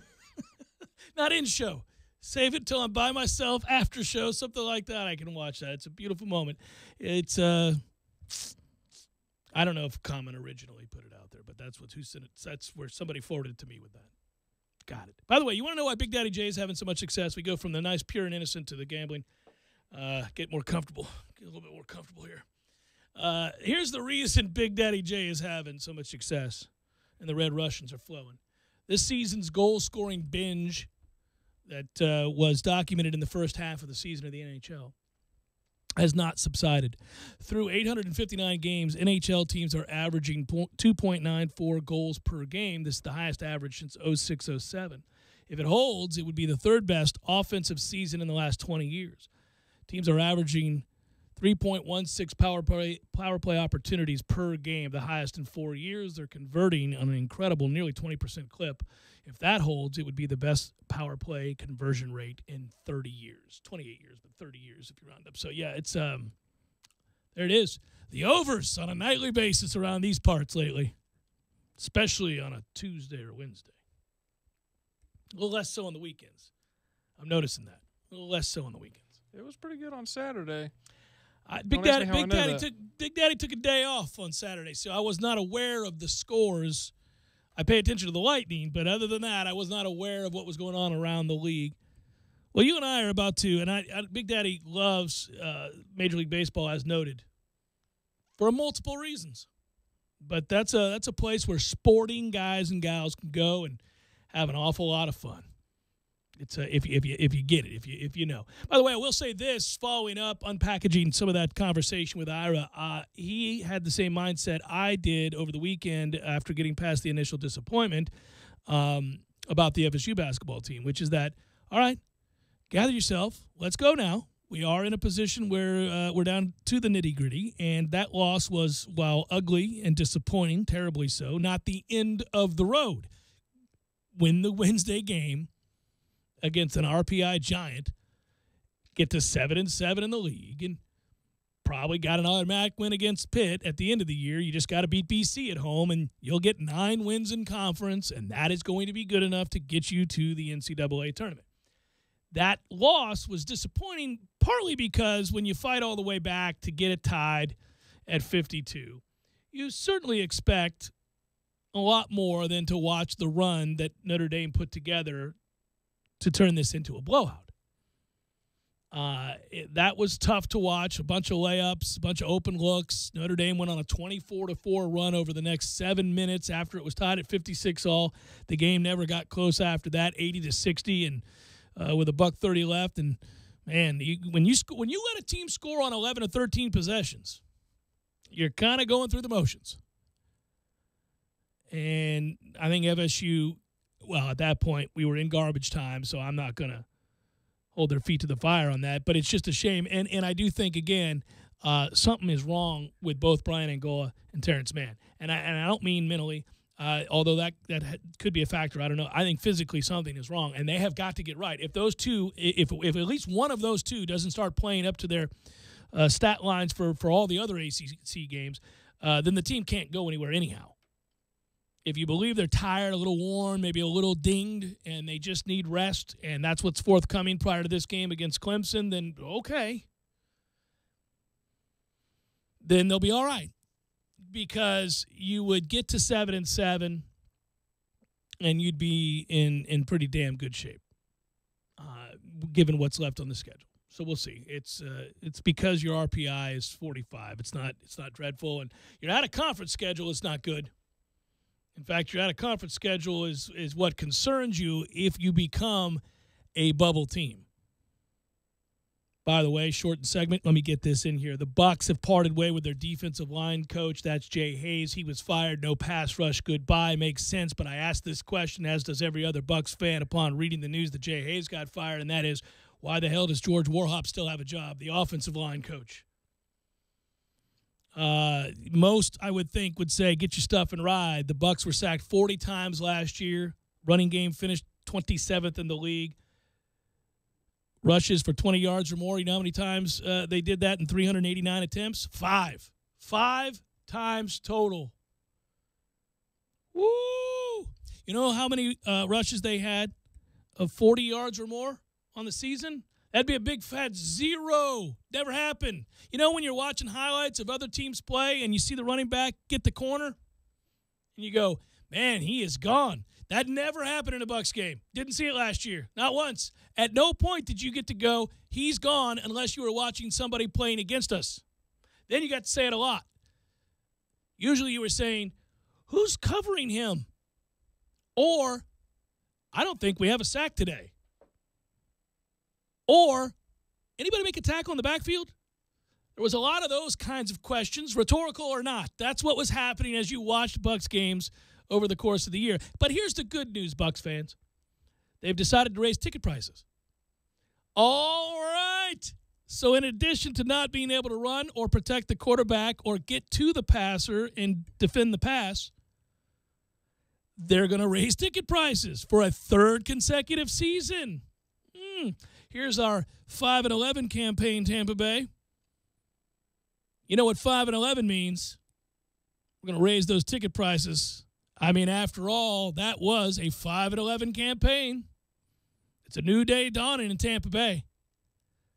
The tickets will cost up to $500 more in some cases. Lower-level tickets on the team's home field side will increase $250 per ticket. Woo. Represents a 62% increase over the same seat price in 2015 in the lower levels. What are we doing around here? Just steady losing damn football games and raising prices to boot?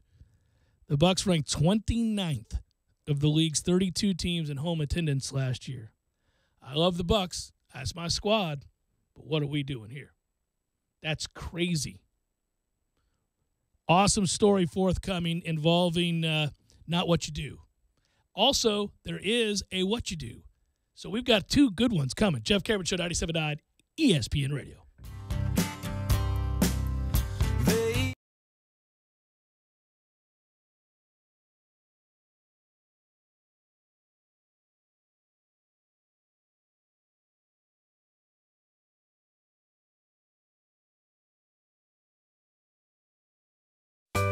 Sorry, boys, I did not have time to pack.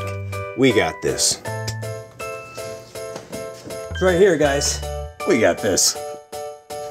I thought I could handle it. We got this. Moving doesn't have to be a hassle. Call us first at 2 Men and a Truck. No matter the move, home or business, we'll make it a smooth one. I forgot something. We got this. When you're in need of auto repairs, look no further than Nice Tire and Auto Service. Nice has been in business for 16 years with long-term, knowledgeable sales associates. They have the latest wheel balancing machine in the industry. And for passenger vehicles, they service AC, brakes, suspension, tune-ups, and much more. Never sit through a long wait. Nice Tire and Auto has 10 service bays to get you back on the road quickly. If you have tire problems, check out their large inventory with various Goodyear and Michelin tires. Nice Tire and Auto Service, 4792 Bluntstown Highway, 574-4100. I'm talking tough, like a state of mind. Tough, like a soldier on the front line. Tough when it gets rough, like my poor truck, always enough. I'm talking tough. Franklin Spring Creek Ford, the place to find your next truck in southern Georgia. I'm talking Hey y'all, we're Chris and Preston from Low Cash. Head to Franklin, Spring Creek Ford and see them about all of your vehicle needs. Wants to talk about. Erectile dysfunction affects half of all men over 40. That's 50%. If you're struggling with ED and other therapies haven't worked, isn't it time to feel like yourself again? Learn about a long-lasting ED solution from Coloplast to get you back in the game. Visit Dr. DeLay at Advanced Urology Institute, located at 2000 Centerpoint Boulevard, or call their office and set up an appointment today. 833-4-DRDELAY. That's 833-4, Dr. DeLay. The sooner you seek treatment, the sooner you can get back to feeling like your normal self. That's 833-4, Dr. DeLay. I'm Fred Conrad, and I'm a criminal defense lawyer. For almost 20 years, I've been practicing DUI law in Tallahassee. Did you know if you're arrested for a DUI in Florida, your driver's license will be suspended regardless of whether you refuse a breath test or if you give a breath sample over the legal limit? And you only have 10 days from the date of the arrest to contest the suspension. Did you know in Florida, a DUI conviction will stay on your record for the rest of your life? If you've been arrested for a DUI, don't blow it. Call my office and talk to me today, 222-4005, or visit my website, fredconrad.com. I'll personally handle your case. Hi, Chris Kraft for Kraft Nissan. As most of you know, it's that time of year again. Tax refund time. What does that mean for all of us? It means that every single car dealer in town will be trying to shout the loudest for you to bring in your tax refund. Bring in your W-2s, and they will put you in a car, a used car that is nothing like what you really want. Well, guess what? Kraft Nissan's New For You program is an absolute game changer. We don't need your tax return. We don't need to see your W-2. And absolutely the best of all, we will not sell you an overpriced used car. And that is exactly why at Kraft Nissan, we call it the New For You program. We will plug your information into our system, which approves 4 out of 5 people with damage credit, and at the end of the day, you will drive away in a brand new Nissan, with or without a tax refund. You know the deal. Recently divorced? No problem. Recent bankruptcy? No problem. Credit score under 600? No problem. And it's not tied to taxes. Come see how easy it is for you to drive away in a new Kraft Nissan. And remember, if you don't see the Kraft tag in your car, you paid too much. Way too much. Kraft Nissan on Mahan Drive between Academy Sports and Costco. Is all your insurance protection under one roof? Make the right choice. Williams Insurance Agency is locally owned and operated, serving Tallahassee and surrounding communities for over 34 years. With access to more than 28 national and Florida-based insurance carriers, they have an independent advantage. Multiple lines of personal, commercial, and life insurance all under one roof. If you don't know insurance, know your agent. Williams Insurance Agency, 2901 East Park Avenue, Suite 2200. Call them today at 877-8555 or visit online at williamsinsurancinc.com. You're up before dark 30. You don't ask for medals or even a pat on the back. But if all your hard work is indeed its own reward, then consider the new Ram Limited Tungsten Edition as a bonus. Natura Plus leather seating, premium projector headlamps, suede headliner, packaged in the highly capable, hard-working truck you'd expect from Ram. Keep doing what you do, but who says you can't do it in a nicer truck? The new Ram Limited Tungsten, the most luxurious Ram truck ever. Ram is a registered trademark of FCA US LLC.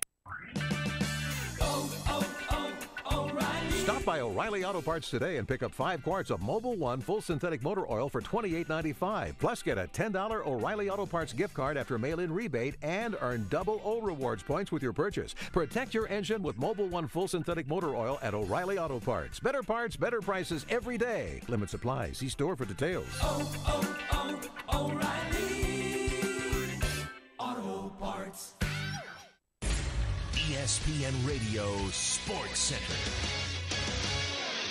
I'm Christine Lisi. Breaking news, Ole Miss and basketball coach Andy Kennedy will part ways after this season. Rebels have just 3 wins their last 12 games. Virginia, number 1 in the AP Top 25 poll for the first time in over 25 years. Things looking up for the new-look Cleveland Cavaliers after a flurry of deals before the NBA trade deadline.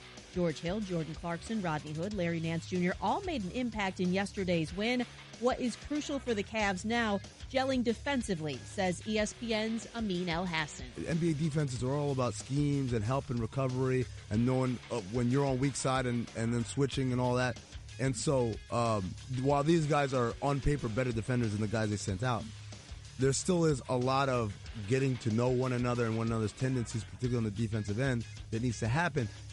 Amin Al-Hassan on Mike and Mike. Johnny Manziel opened up how he's turned his life around since the Browns cut him for off-field controversy in 2016, and that he hopes to return to the NFL after what he calls his huge downfall. Manziel told ABC News he was diagnosed with bipolar disorder and has stopped drinking. You know, when something's so obvious they call it a no-brainer? Well, here's the big one. Barbasol is finally making razors. Introducing the Barbasol Ultra 6 Plus. It's got 6 ultra-thin blades for a close, comfortable shave. You can go to Barbasol.com right now and save some money. That's a no-brainer, too.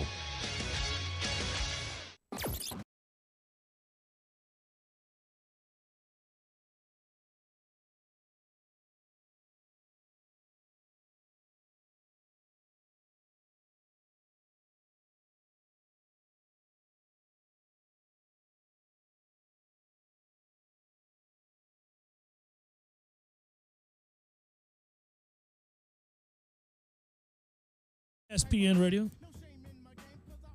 Pitchers and catchers, Florida State on Friday. Yay, the week that baseball returns. But we get this story, which, my man, what in the world? Esteban Loaiza cares not for your straight and narrow lifestyle. He is not at all concerned with the way you think a life should be lived, especially after pocketing some money. This is good. He pitched, you may remember the name, Esteban Loaiza. Pitched for 14 years. 14 years in the majors. You know how good you got to be? How strong, how healthy you have to be to pitch for 14 years in the majors? Now, I'll grant you, as a pitcher, you could just be a situational guy and hang around and get lefties out all the time. But still, if anybody could do it, they would, especially because it pays well. Easier said than done. And now he's facing serious time in prison. Esteban Loaiza was arrested in San Diego County over the weekend.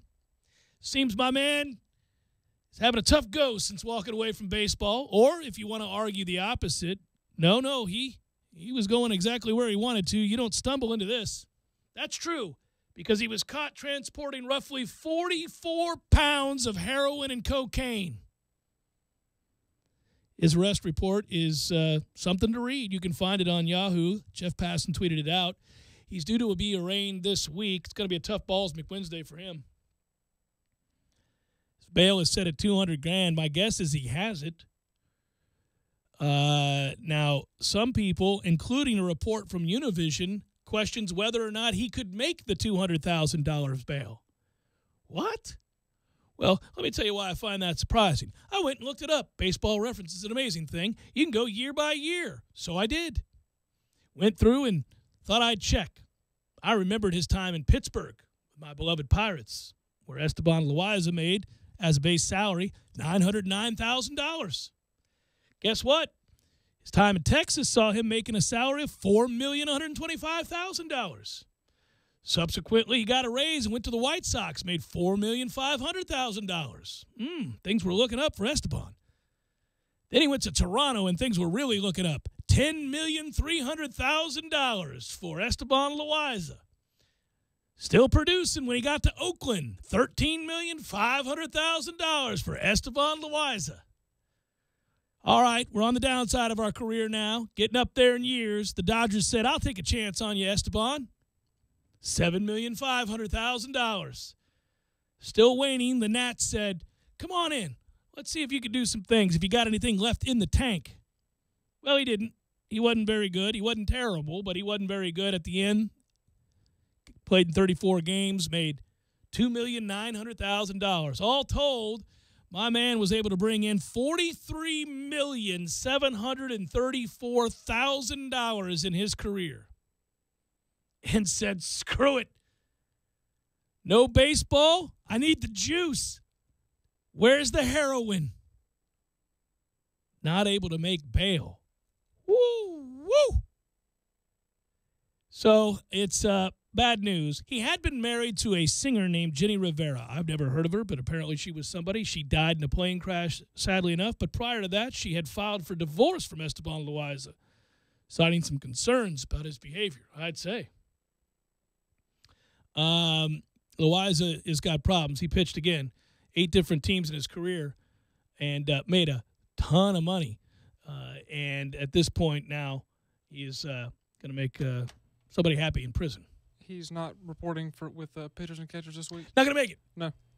Seems like a century ago for Esteban Loaiza as he sits in prison, not able to make $200,000 bail after making over $43 million in his career that he was reporting to camp.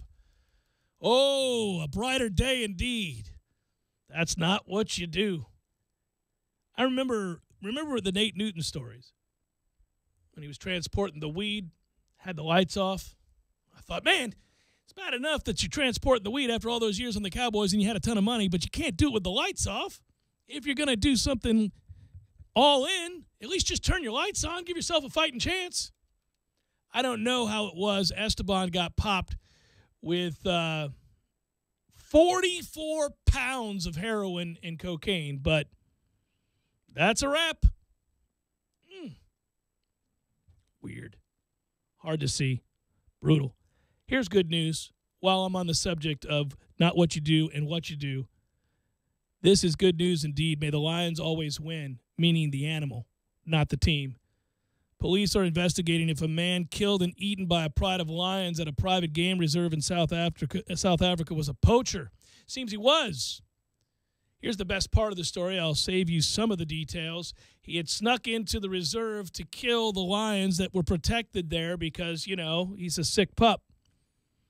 The lions figured out where he was before he figured out where they were. And lions do what lions do, and they did do what you thought they would do. They attacked him. Our area. And it was at this point he decided to alert the authorities on the reserve that he had been compromised, that in fact the lions had figured out his location. I doubt he would have let them know had he been able to bag one, but instead his screams for help raised the alarm.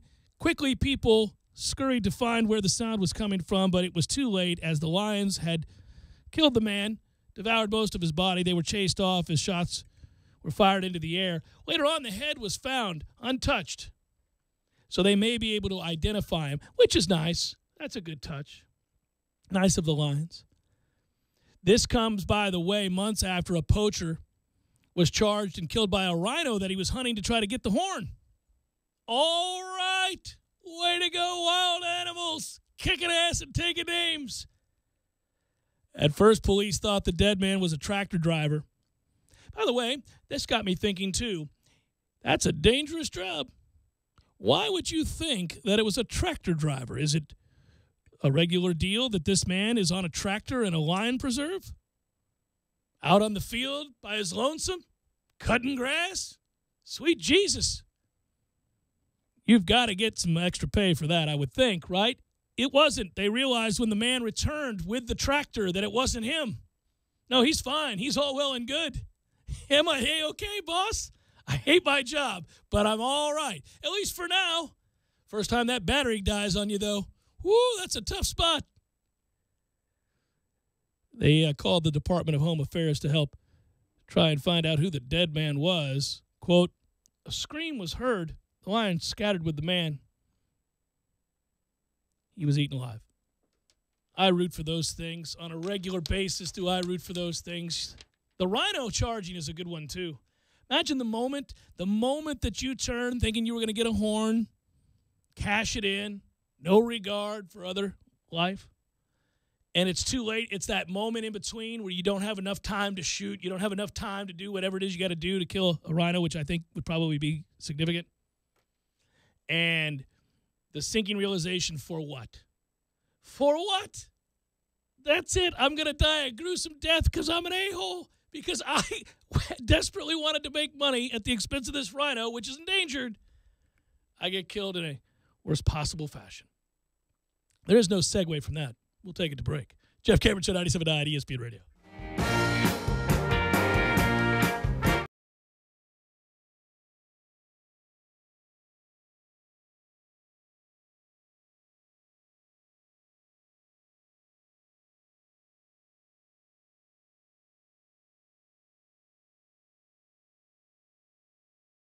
When you're in need of auto repairs, look no further than Nice Tire and Auto Service. Nice has been in business for 16 years with long-term, knowledgeable sales associates. They have the latest wheel balancing machine in the industry. And for passenger vehicles, they service AC, brakes, suspension, tune-ups, and much more. Never sit through a long wait. Nice Tire and Auto has 10 service bays to get you back on the road quickly. If you have tire problems, check out their large inventory with various Goodyear and Michelin tires. Nice Tire and Auto Service, 4792 Bluntstown Highway, 574-4100. I'm talking tough, like a state of mind. Tough, like a soldier on the front line.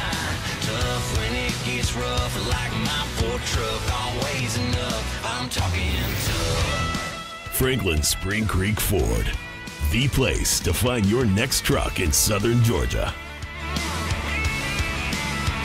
I'm talking tough. Hey y'all, we're Chris and Preston from Low Cash. Head to Franklin Spring Creek Ford and see them about all of your vehicle needs. Sorry, boys, I did not have time to pack. We got this. It's right here, guys. We got this. I thought I could handle it. We got this. Moving doesn't have to be a hassle. Call us first at 2 Men on a Truck. No matter the move, home or business, we'll make it a smooth one. I forgot something. We got this.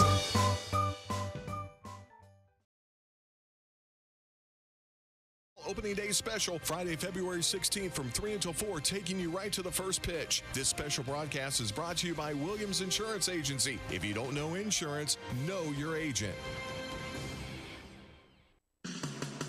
Need a place to watch your favorite sporting event? Hobbit American Grill, voted best wings in Tallahassee by Tally Awards 3 years in a row. They have daily lunch specials, all under $9. Happy hour drink specials and happy hour on Friday, 2 p.m. to close. Darts are now available on West Pensacola Street. Hobbit American Grill keeps it local with a wide variety of locally crafted beers, plus a full bar. Hobbit American Grill, 3 locations to choose from: 400 Capitol Circle Southeast, 2020 West Pensacola Street, and 5032 Capitol Circle Southwest. Visit them online at myhobbitonline.com. Looking for a sweet deal? Swing by your local CVS pharmacy, where it's easy to find everything you need for your sweetheart. This week only, buy one, get one 50% off select designer fragrances. Plus, buy one, get one 50% off select Lindt Lindor truffles, Ferrero Rocher, and Ghirardelli chocolates. Restrictions apply. See circular or cvs.com/weekly ad for details. Feel good? Save money at your neighborhood CVS pharmacy. Have you ever noticed when you report an accident or a claim to an insurance company, they are very eager to get you to one of their approved body shops. They say that they guarantee the shops work, but what they're really saying is the shop works for them, not the customer. So choose a shop that is working for and looking out for you, someone you trust. It's your choice. Lisa's Paint and Body. License number MP46050. I give to you easy laundry service from my friends at Wash Around the Clock. Oh, buddy, this is a game changer. If you're like me, your life is hectic. Between work, school, your kids' sporting events and activities, well, it leaves you precious little time to kick back and take a load off. About the last thing you want to do is hours of laundry, but there it sits, staring at you, taunting. No more. That's right. More watching, less washing. Save hours of valuable time when you sign up not doing laundry with easy laundry service from Wash Around the Clock. Whether it's dry cleaning or just plain laundry, Wash Around the Clock's easy laundry service will pick up and deliver at your home or office. So sign up for free today at easylaundry.net, or you can give them a call, 850-597-9007. Again, sign up today at easylaundry.net. Oh, and by the way, I got you. Use promo code JCS20 and save 20%. That's promo code JCS20. You're saving 20% on your first order. That's easylaundry.net from Wash Around the Clock. You're locked in with the Jeff Cameron Show on 97.9 ESPN Radio.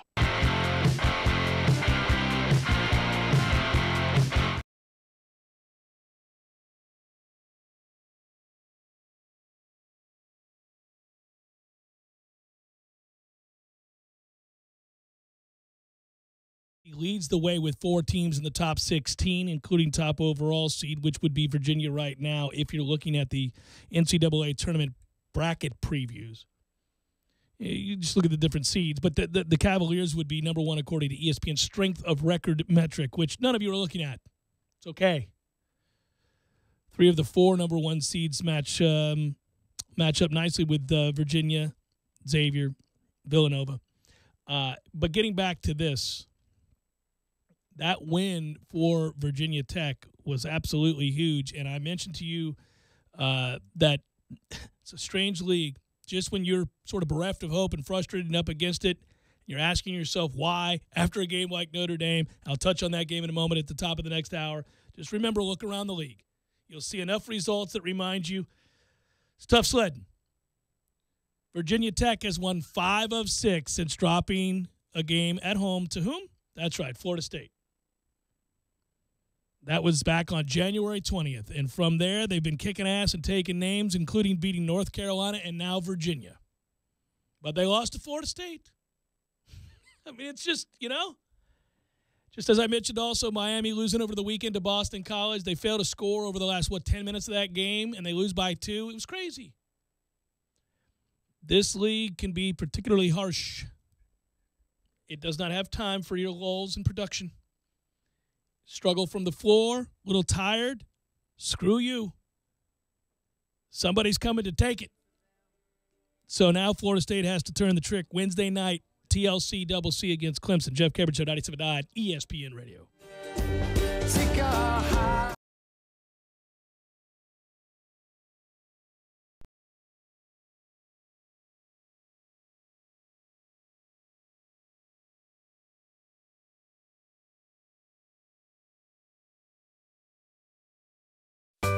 Sorry, boys, I did not have time to pack. We got this. It's right here, guys. We got this. I thought I could handle it. We got this. Moving doesn't have to be a hassle. Call us first at 2 Men and a Truck. No matter the move, home or business, we'll make it a smooth one. I forgot something. We got this.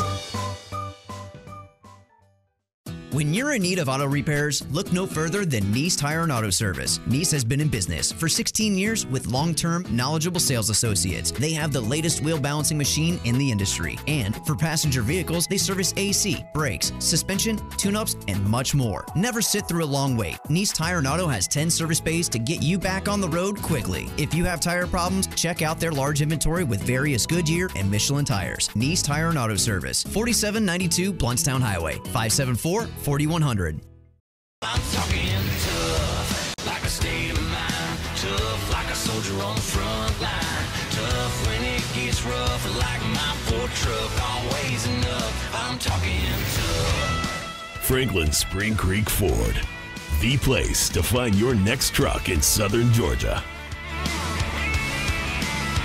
I'm talking tough. Hey y'all, we're Chris and Preston from Low Cash. Head to Franklin Spring Creek Ford and see them about all of your vehicle needs. People call about it. It's ridiculous. It's the talk of the town. Gordo's, bringing the flavor and flair of Cuban food to Tallahassee since 1996. Hi, Chris Kraft for Kraft Nissan. As most of you know, it's that time of year again. Tax refund time. What does that mean for all of us? It means that every single car dealer in town will be trying to shout the loudest for you to bring in your tax refund. Bring in your W-2s, and they will put you in a used car that is nothing like what you really want. Well, guess what? Kraft Nissan's New For You program is an absolute game changer. We don't need your tax return. We don't need to see your W-2. And absolutely the best of all, we will not sell you an overpriced used car. And that is exactly why at Kraft Nissan, we call it the New For You program. We will plug your information into our system, which approves 4 out of 5 people with damage credit, and at the end of the day, you will drive away in a brand new Nissan, with or without a tax refund. You know the deal. Recently divorced? No problem. Recent bankruptcy? No problem. Credit score under 600? No problem. And it's not tied to taxes. Come see how easy it is for you to drive away in a new Kraft Nissan. And remember, if you don't see the Kraft tag in your car, you paid too much, way too much. Kraft Nissan on Mahan Drive between Academy Sports and Costco. Enjoy Bud Light with your friends in the Pit of Misery. Enter to win 4 tickets to a FSU basketball game for you and your friends. Enjoy complimentary Bud Lights and cheer on the Seminoles from the Pit of Misery. Visit Facebook.com/Tri-Eagle Sales to enter to win. The winner will receive 4 tickets to a FSU basketball game, complimentary Bud Lights, and a Dilly Dilly prize pack. 3 winners will be chosen. Who would you take to the Pit of Misery? Dilly Dilly! Must be 21 or older. Please drink responsibly. Grant Paisley, Weekend Warrior World Tour. Friday, March 9th, Donald L. Tucker Civic Center. With special guests Dustin Lynch and Chase Bryant. Tickets are on sale now. Online at tuckerciviccenter.com. Brad Paisley. Tickets are on sale now. Driving every day from the AmeriGas studios in the capital city of Tallahassee. This is 97.9 ESPN Radio, WTSM, Woodville, Thomasville, Tallahassee. ESPN Radio Sports Center. I'm Christine Lisi. Breaking news, Ole Miss and basketball coach Andy Kennedy will part ways after this season. Rebels have just 3 wins their last 12 games. Virginia, number 1 in the AP Top 25 poll for the first time in over 25 years. Things looking up for the new-look Cleveland Cavaliers after a flurry of deals before the NBA trade deadline. George Hill, Jordan Clarkson, Rodney Hood, Larry Nance Jr. all made an impact in yesterday's win. What is crucial for the Cavs now? Gelling defensively, says ESPN's Amin El-Hassan. NBA defenses are all about schemes and help and recovery and knowing when you're on weak side and then switching and all that. And so while these guys are on paper better defenders than the guys they sent out, there still is a lot of getting to know one another and one another's tendencies, particularly on the defensive end, that needs to happen. Amin El-Hassan on Mike and Mike. Johnny Manziel opened up how he's turned his life around since the Browns cut him for off-field controversy in 2016, and that he hopes to return to the NFL after what he calls his huge downfall. Manziel told ABC News he was diagnosed with bipolar disorder and has stopped drinking.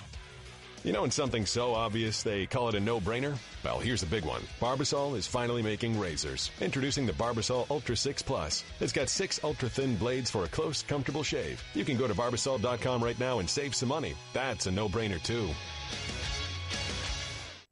Live from the AmeriGas Propane Studios in the capital city of Tallahassee, this is the Jeff Cameron Show on 97.9 ESPN Radio.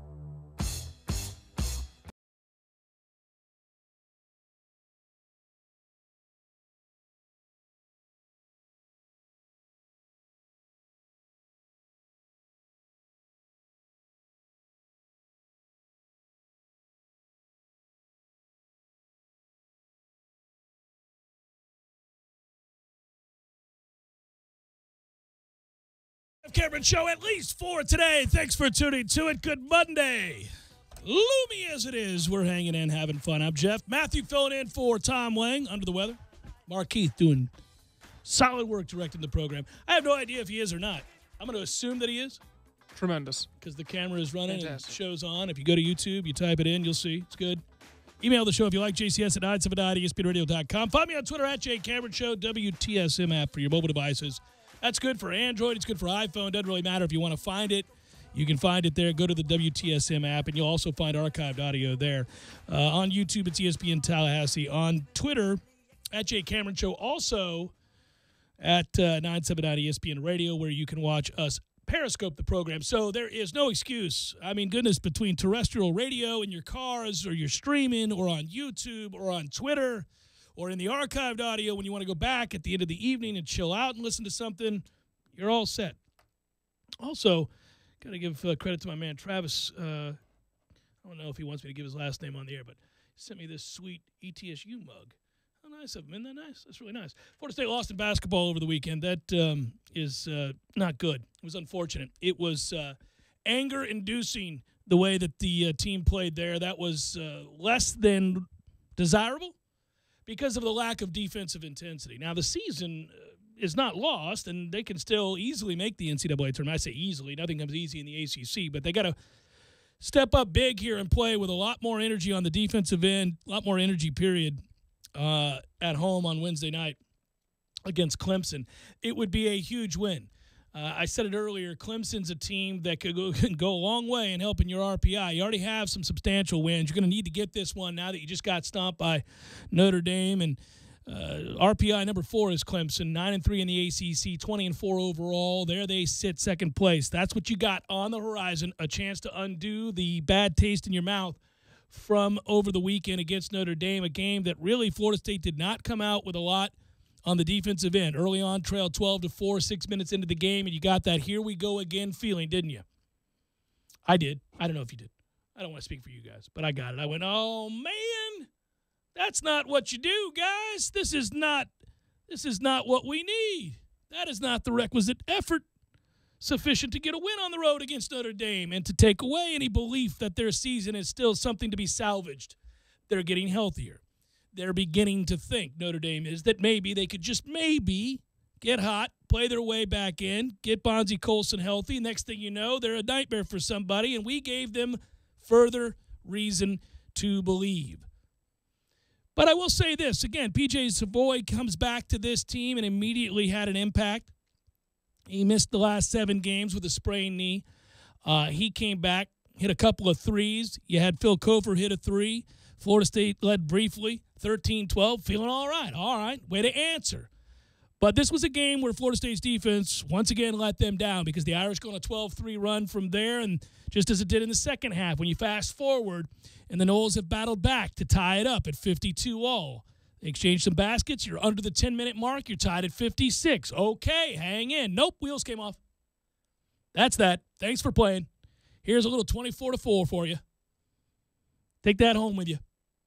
A little 24-4, and it was goodnight, Irene. At that point, the Noles trailed 80-60, $1:30 to play. The Irish scored on 11 of 13 possessions during that run. Florida State went 2 of 9 with 4 turnovers during that stretch. That's how you get beat. The result of the game, 84-69, a blowout for Notre Dame. The first time Florida State has been routed all season long. So, again, you had a 1-point loss to Oklahoma State, who had a big win over the weekend. They lost by 7 on the road at Duke, a game that was tied at 92 with 2 minutes to play. You lost by 6 at Miami. You lost by 4 to Louisville in a game you led big, but you avenged that loss with a win on the road against them. Double overtime turnaround the next day and play against BC and lose only by 6. Wake's a bad loss because it's a bad team, but it was only a 4-point game, and you lost by 4 at home to Virginia, who's first-place team in the league. So you really haven't had a game yet this year. Even though you've been disappointed at times, you haven't had a game where you go, what the hell was that? This was your what the hell was that moment. FSU actually shot 41% compared to Notre Dame's 27 made shots of 49%. The Noles drained 9 of 26 from beyond the arc, 34% compared to Notre Dame's 38%. But again, you had a stretch there in garbage time late where C.J. Walker drilled some threes to kind of make that number look a little bit better. If you remove that little run, FSU really didn't play well. It didn't shoot well. And, again, defensively was awful. And I think about this a lot because the style of play that we've adapted and now we get to go watch over at the TLC-CC is a lot more fun than it used to be. There's no getting around that. It is. It's just a better product. Florida State scores in bunches. Florida State gets up and down the floor, especially with teams that like to run as well. They finish around the rim in those situations. You look at their offensive statistics in the conference, it's really impressive. But defensively, they're just bad. And there's no getting around that either. You can't ignore the bad for the good. I'll take this. I'll take this as opposed to being offensively challenged the way we were when we were winning a lot of games over the years with the junkyard dog mentality on defense. But when you're giving up almost 81 points per game in ACC play, which is last, with ACC opponents hitting, 45% of their shots, field goal attempts, that's 11th in the league, 38% of their three-point attempts.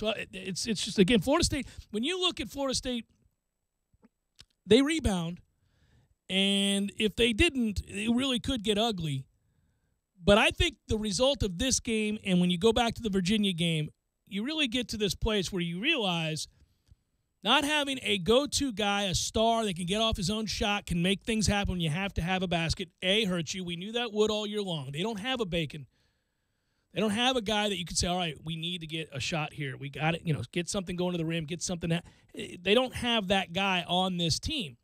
They have a bunch of players who, when playing well together, can be very difficult to defend. When playing well together and for one another with great intensity, find ways to win a lot of basketball games that maybe people didn't think were possible coming into the season. But when you don't have Brian Angola and Terrence Mann scoring for you, or at least one of the two being able to pick up the slack during stretches where you're finding it tough, especially in the half court, you're going to lose basketball games. And those two combined for 8 points.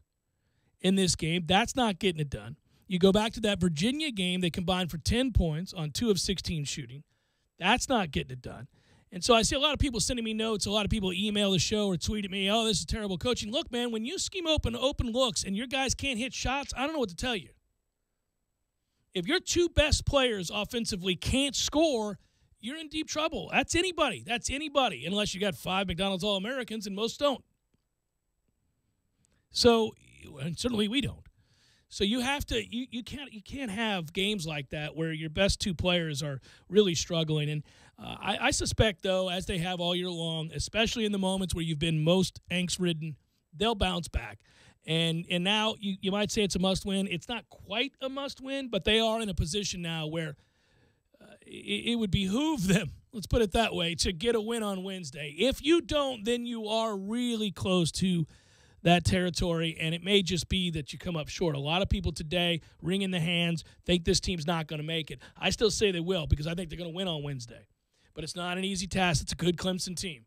And I joked about it in the first hour, and I'll bring it up here again. Time and again, every week, I watch Clemson, or I take a glimpse at their final score. I flip over to their game, and I go, oh, it's Clemson. And then you look up, and there Clemson sits as the second-best team in the ACC. It's hard to imagine, but they're 9-3 in this conference. 500 on the road is Clemson. They're undefeated at home. But they're 20-4 this season. They've won 4 straight. They're 4th in the RPI. It would be a huge win. Got to get it. You do get it. You're right back to being 500. You'd be 7-7. You'd be sitting there with other 7-win teams like Miami, whom you split with, like Virginia Tech, who you beat, like Syracuse, who you beat. Haven't played NC State yet. So you'd be in a good position, though, at 7-7, given your RPI and given some of the quality wins you already have. Add Clemson to that number of quality wins, and you're in pretty good shape, especially because you do have home games against Pitt, against BC. If you throw 3 more wins on Florida State's ledger in the ACC, that would give them 9. If they go 500 in this league, I would think with that RPI and the wins that came during the earlier portion of the schedule, you're going to get in. Those are the 3 I'm marking down, though. And you know it never goes according to plan. So I circle this one on Wednesday, but if I want to figure in the most amount of stress possible, what I'm going to instead get is a win over, let's say, Boston College and Pitt. We're going to come up short in the game on Wednesday. We'll come up short on the road against Clemson and NC State. We'll end up as an 8-10 record in conference, probably needing to win a game or 2 in the ACC tournament. That's what feels like, well, it's certainly what would invite the most amount of stress. I'm not going to assume that happens because just when I did that the last time after they lost to Wake, they turned right around and beat Louisville on the road and got themselves together. And this is the other thing. I alluded to it, inferred this earlier, and this is a big deal because it really does kind of dictate what's going to happen. You can remove all the strategy in the world. You can take out all of the other factors, whether it's the mental strain of a long season, the physical strain of a long season, how tough it is to win on the road in this league, etc., whatever it is, right? Remove all of that. The more real concern here is if, in fact, Brian Angola and Terrence Mann have nagging ankle injuries. And I've heard that they're a little dinged. And that's why they're not as explosive. That's why they're not able to get off good shots. That's why they've struggled a little bit on both ends of the floor. If that's true and they can't get right, then we're not going anywhere. It won't matter. Because what you do when you look at the next game and the game after that and the game after that is you try to project what they're capable of when they're playing their best basketball, which is pretty high-level basketball, as we've seen. But they can't get to that place if these guys aren't right physically. So I'm holding out hope that this isn't something that they can't nurse back to health to a reasonable degree and get to a position where they can be some semblance of what they were in the bigger games this year, because without it, it's just that it's pretty clear you're asking some guys who I think in time will be able to do it, but MJ Walker is not positioned yet to be able to carry this team in games without their 2 most proficient scorers, right? You're not going to get that. CJ Walker occasionally gets hot, streaky, hits some shots. He's not a guy that can carry you for a game. You really don't have anybody like that. Savoy can't get his own shot. If they lag off of him, he can hit some threes like he did in this game, but he's not a guy get his own shot. He's not good defensively. You're just not going to find really another player that you think you could turn to in that situation. Trent Forrest I like a lot, but he can't carry them offensively. If he had a shot, he wouldn't be here. He'd be in the league because he does everything else really, really well. Baseball starts on Friday. Talked about it at the beginning of the show. We'll do so momentarily. Jeff Cameron Show, 97.9 ESPN Radio.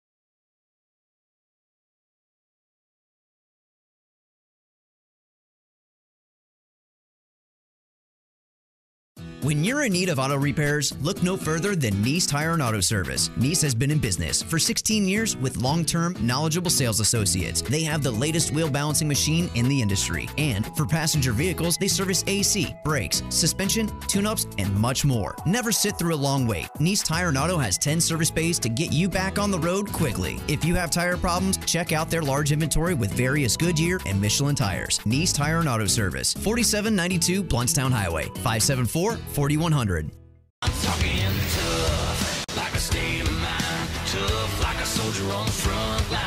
Tough when it gets rough, like my Ford truck. Always enough. I'm talking tough. Franklin Spring Creek Ford, the place to find your next truck in southern Georgia. I'm talking tough. Hey y'all, we're Chris and Preston from Low Cash. Head to Franklin Spring Creek Ford and see them about all of your vehicle needs. Sorry, boys, I did not have time to pack. We got this. It's right here, guys. We got this. I thought I could handle it. We got this. Moving doesn't have to be a hassle. Call us first at 2 Men and a Truck. No matter the move, home or business, we'll make it a smooth one. I forgot something. We got this.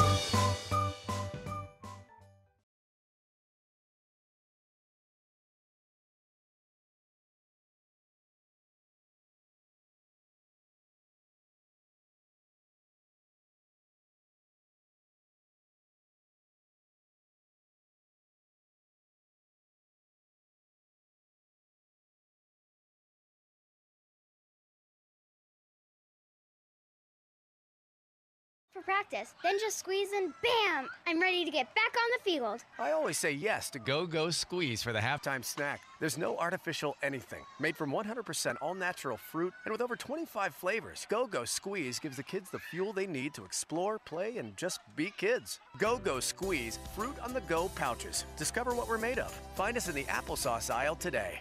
You're up before dark 30. You don't ask for medals or even a pat on the back. But if all your hard work is indeed its own reward, then consider the new Ram Limited Tungsten Edition as a bonus.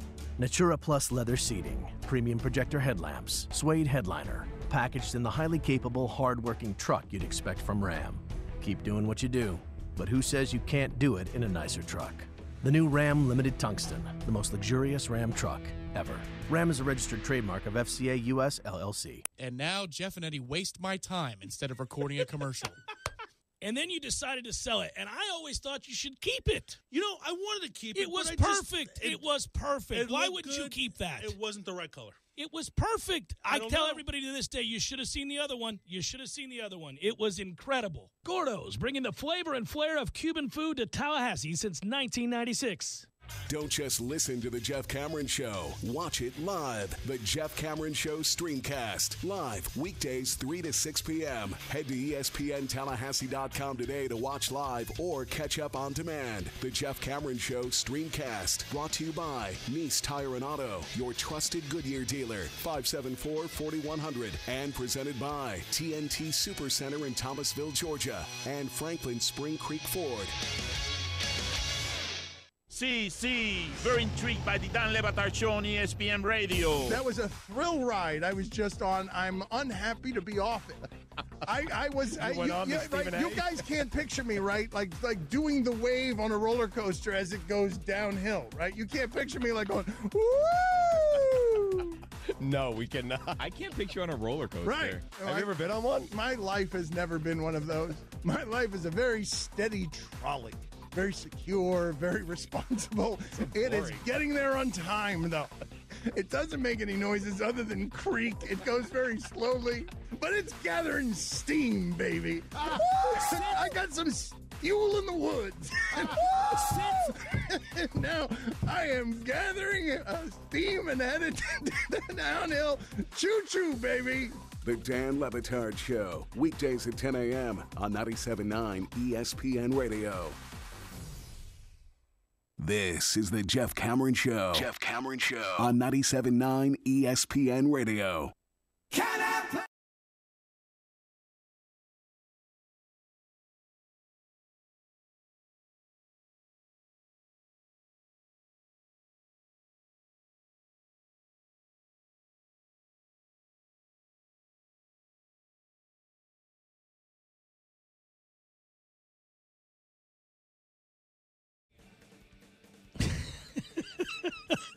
I think we bleep the next. Yeah, we do. We do. I'm fairly certain we do.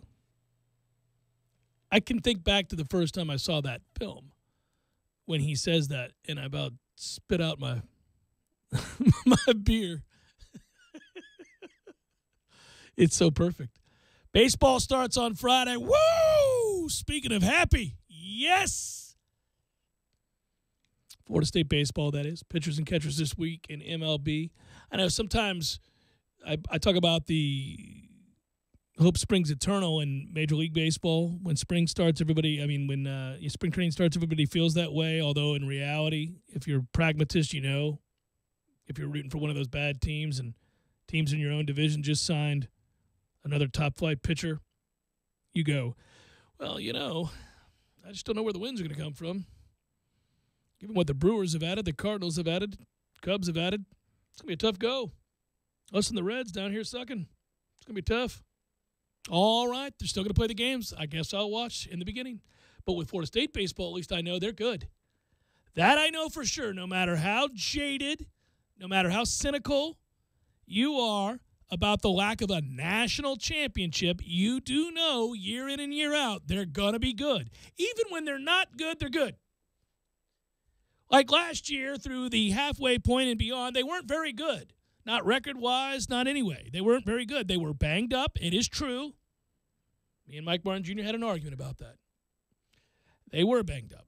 There was no getting around that. They also weren't doing certain other things well, but you still knew, okay, well, there's time, and in that time, they made it go. Oh, did they make it go? And finish out that year in grand fashion, winning the ACC and making it back out to Omaha and finishing the year 6th in the country. That's not number one, but it is top 6. I mean, good Lord. It's a good year. And they get a lot of those guys back, and they're going to be good, and it's going to be fun to watch. I mean, I know that there's some new faces out there. Bornagall, for example, at second, and is it Salvatore at short? And I mean, I think this is a fun team because Holton, can play. I mean, you already know what he is as a pitcher. I can't wait really to watch him consistently get reps at first base when he's not pitching. Mendoza being healthy, Cal Raleigh being healthy. Luke's back in left field. I said earlier in the show, I think Flowers is going to have a good season. He ran into the freshman wall last year, really struggled kind of at the plate, but you see what he can do defensively out in center. They're able to platoon a lot of guys. They got a lot of left-handed sticks here too, so they're a fun team, and there's great reason to be very excited about what they can do. Red Applin's back. You can DH him. You can put him at first. You got on the hill, Cole Sands' stuff is said to be really kind of electric. It's been up to this point. Now, let's see if he takes that next big step. I mentioned Holton, Parrish back. It's a good team. The back end of the bullpen will take some figuring out. And as I always bring up, and I did earlier, again, to remind you, this upcoming Friday for opening day when they take on Xavier, it's like a national holiday for all of us to go over there. It's a Dick Hauser Stadium. I've been doing that now for over 20 years. Or for yeah. Good Lord. Well over 20 years. I'm getting old. Anyhow, that said, going over there for that first game is always exciting, and it's that way for a lot of reasons. But just walking into that ballpark and hearing those sounds and getting the whiff that the ballpark provides, right, with the fresh mowed grass, concession stands, beer. I just mentioned that. It wasn't always that way. You get that to boot. But we always have our Mike Martin Jr. interview that's long form on that Friday. We'll do it again on this Friday, and you tune on in here to 97.9 ESPN Radio, and you'll hear it. He's always incredibly candid. I appreciate that. I appreciate the candor. We'll have an opportunity to kind of, hey, what's good, what's bad, what's the unknown? It's always the unknown going into a season. It's not so much the, hey, listen, I think I can count on Drew Mendoza for some power, right? We got that. Showed that as a freshman. He, too, missed a lot of time with injury. Can't wait to see the numbers he puts up this year. Kid hit 10 home runs as a freshman, even missing all that time. So you know potentially he's going to have a huge season. Guys like Kyle Raleigh at catcher, who had a great freshman year, struggled last year due to injury. I'm really looking forward to the kind of season he can have. Obviously, those are some of the knowns. Jackson Luke, guys like that are some of the knowns. I always get excited about some of those other guys that are going to be asked to step up and play a bigger role. When you lose a Dylan Busby, when you lose a Taylor Walls, when you lose a Quincy Nieporty, you got to find it elsewhere. You're going to have to find people to fill those voids, and I think it's obviously distinctly possible that there'll be a name we're not kicking around right now that ends up proving to be that guy. That's baseball. That's what happens every year. It's the beauty of actually going to the games, not just looking at them on paper and saying, hey, I know what this guy projects to be. But in college baseball in particular, you really do see those kind of improbable leaps. I mean, the light bulb, and they're so young, and the light bulb goes off for kids. You see a freshman year where there's a little bit of promise. Sometimes that sophomore year, they don't take that big step that you expected them to. Then they come in that junior year, your expectations have lowered because they didn't sustain the momentum that they had at the end of the first year into the second year, and then boom, it happens. Game slows down for them. They have better at-bats, more patient at-bats, better understanding of the strike zone. One thing Florida State does well, you know this already, year in and year out, and I know you kind of roll your eyes because not everybody agrees with the approach, but the approach works. You just go look at the numbers offensively over the last 10 years. It works. They have patient at-bats.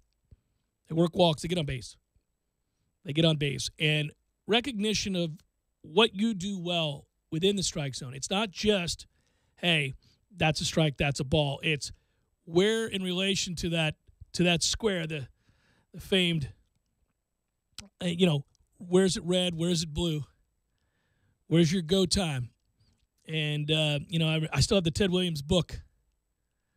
And you can see the hitting charts of how maniacal that guy was. 338, left quadrant.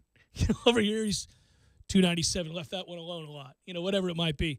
But they do that well here. By the way, the top 10 rankings before the season began, Baseball America, just to throw that out there, get your mind around it again. Florida's number 1, defending national champions. That's a shame. Oregon State, number 2. Florida State, number 3. Arkansas, number 4. Texas Tech, 5.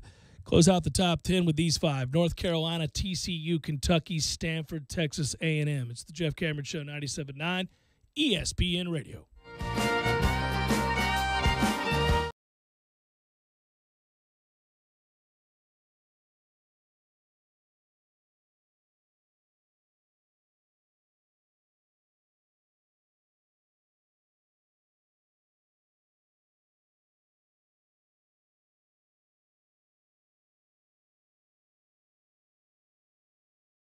When you're in need of auto repairs, look no further than Nice Tire and Auto Service. Nice has been in business for 16 years with long-term, knowledgeable sales associates. They have the latest wheel balancing machine in the industry. And for passenger vehicles, they service AC, brakes, suspension, tune-ups, and much more. Never sit through a long wait. Nice Tire and Auto has 10 service bays to get you back on the road quickly. If you have tire problems, check out their large inventory with various Goodyear and Michelin tires. Nice Tire and Auto Service, 4792 Bluntstown Highway, 574-4100. I'm talking tough, like a state of mind. Tough, like a soldier on the front line. Tough when it gets rough, like my Ford truck, always enough. I'm talking tough. Franklin Spring Creek Ford, the place to find your next truck in southern Georgia. I'm talking tough. Hey y'all, we're Chris and Preston from Low Cash. Head to Franklin Spring Creek Ford and see them about all of your vehicle needs. Sorry, boys, I did not have time to pack. We got this. It's right here, guys. We got this. I thought I could handle it. We got this. Moving doesn't have to be a hassle. Call us first at 2 Men and a Truck. No matter the move, home or business, we'll make it a smooth one. I forgot something. We got this.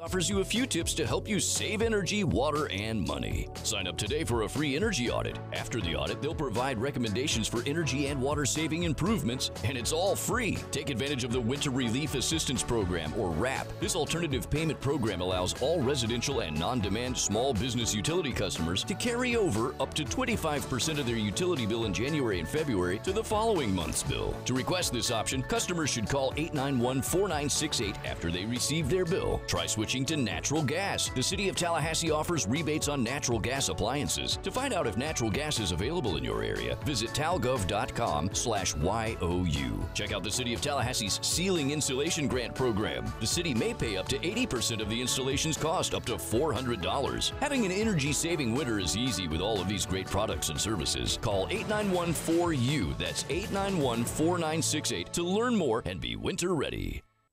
Are you ready to experience an awesome fishing expedition? Sea Quarters Marina is home to several great charter services. All charters are customized based upon the types of fishing opportunities available and the type of fishing the customer requests. The Northwest Gulf Coast offers a variety of different angling adventures thanks to unspoiled back county islands and crystal clear flats. For more information regarding charters, call Sea Quarters Marina at 697-8400 or online at seaquartersmarina.com. Woohoo! Banditos! Huh? Where? Banditos burritos, baby. Did you know that propane-powered clothes dryers outperform electric models in energy efficiency, drying time, and garment protection? So dry your clothes more efficiently with propane. Propane water heaters give you more hot water at a more affordable price. Compared to electric, energy-efficient propane water heaters can reduce your energy costs significantly. For more information, call AmeriGas Propane here in Tallahassee at 877-1122. This Day in Sports, brought to you by Superlube, 19 Tallahassee area locations. Quick, convenient, no appointment necessary. Get your history lesson weekdays at 5:30 during the Jeff Cameron Show, right here on 97.9 ESPN Radio. It's Golick and Wingo. Alex Smith just came off a season where he threw for over 4,000 yards for the first time, completed 68% of his passes, had 26 touchdown throws and only 5 interceptions, and it wasn't good enough in Kansas City. Well, it wasn't good enough because they are all in on Patrick Mahomes. Right. The kid they drafted last year out of Texas Tech. Man, I get it if you're going to be all in on a young quarterback. And remember, Andy Reid and the Chiefs moved way up to get Pat Mahomes. But my gosh, I'm amazed at what goes on with Alex Smith, getting ousted in San Fran by Colin Kaepernick and now ousted by Pat Mahomes, a guy who has done nothing. Listen, he's going to struggle. Pat Mahomes did not play his rookie year, barely at all. There is no chance on God's green earth he comes in next year and lights it up. He is going to struggle, and there's something amazing to me about the fact that you have a Chief team that can win now, that you're going to go now to a young quarterback. I'm a little surprised. Golick and Wingo, weekday mornings from 7 to 10 on 97.9 ESPN Radio. ESPN Radio Sports Center.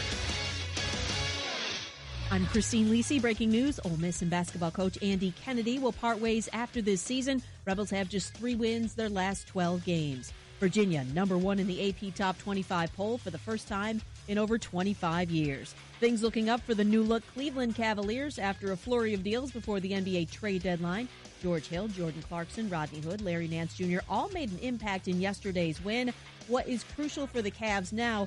Gelling defensively, says ESPN's Amin El-Hassan. NBA defenses are all about schemes and help and recovery and knowing when you're on weak side and then switching and all that.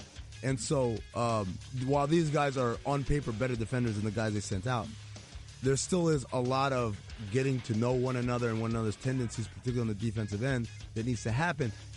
Amin El-Hassan on Mike and Mike. Johnny Manziel opened up how he's turned his life around since the Browns cut him for off-field controversy in 2016, and that he hopes to return to the NFL after what he calls his huge downfall. Manziel told ABC News he was diagnosed with bipolar disorder and has stopped drinking. You know, when something's so obvious they call it a no-brainer? Well, here's a big one. Barbasol is finally making razors. Introducing the Barbasol Ultra 6 Plus. It's got 6 ultra-thin blades for a close, comfortable shave. You can go to Barbasol.com right now and save some money. That's a no-brainer, too. Live from the AmeriGas Propane Studios in the capital city of Tallahassee, this is the Jeff Cameron Show on 97.9 ESPN Radio.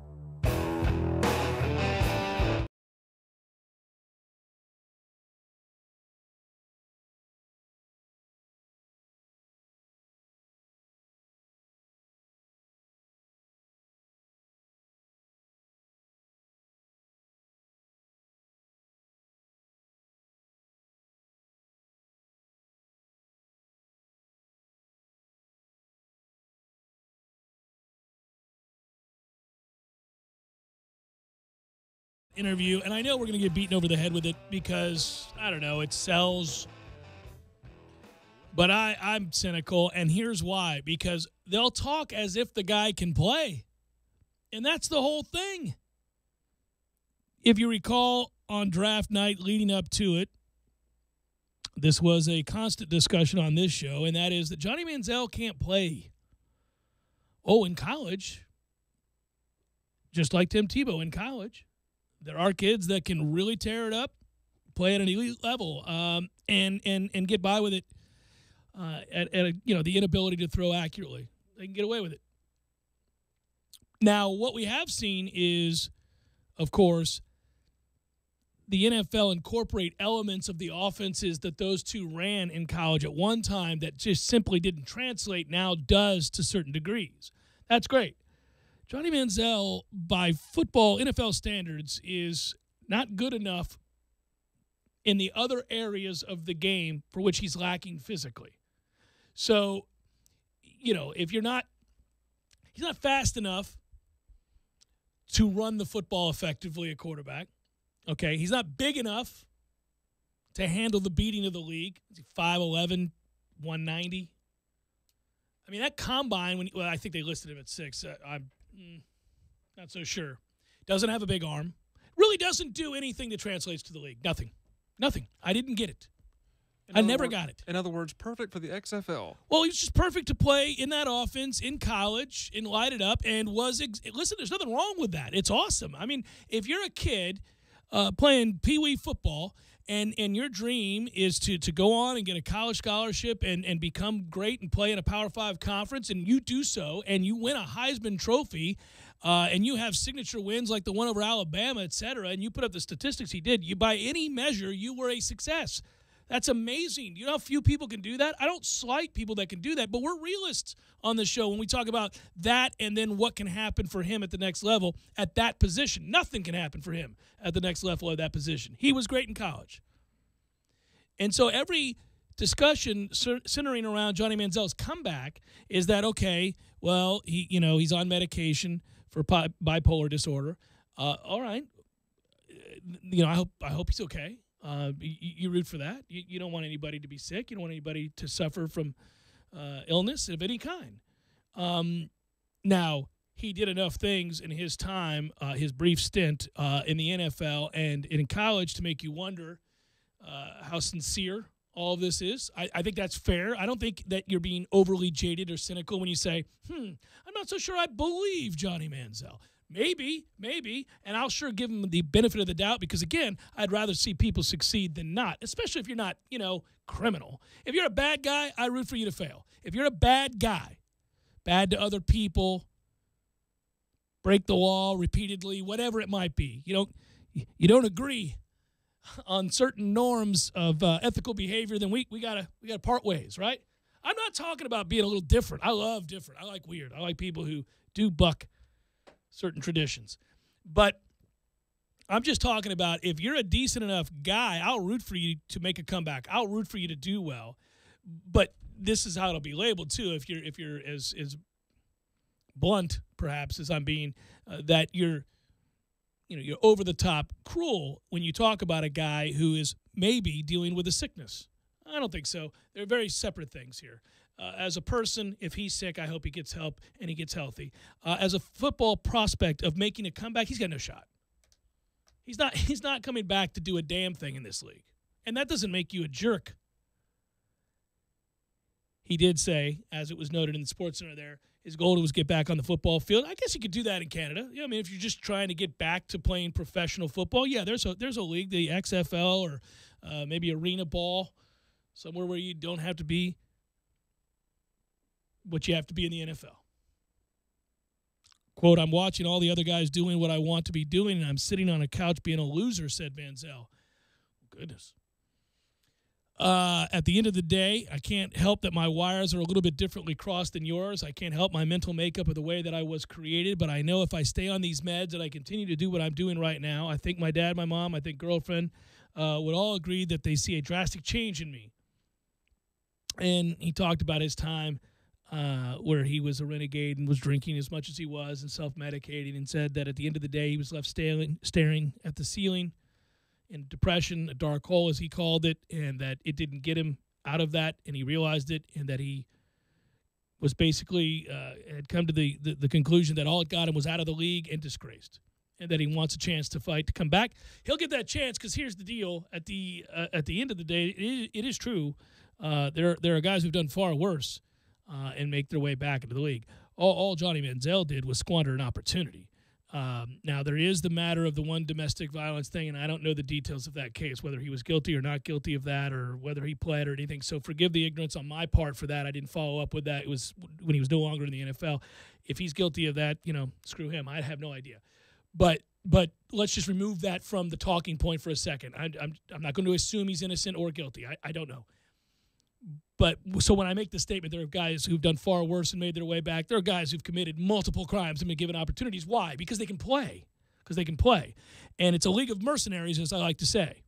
If you can play, short of, murdering somebody, you're going to be back out there. So, if Aaron Hernandez had been found innocent, with all of the other damning evidence, somebody would have signed him. Oh, they would have let it die down for a year or two, but that man can stretch the seam. They'd have found a way to get him back out there and spun it.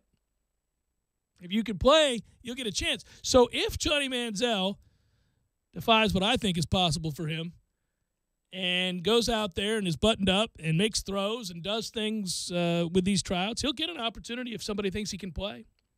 If maybe only to sell tickets, I suppose, but I don't think he does that. He's not enough of a needle mover. Proof that if you can play, and you'll be in the league. I love this side story, the other NFL story of the day.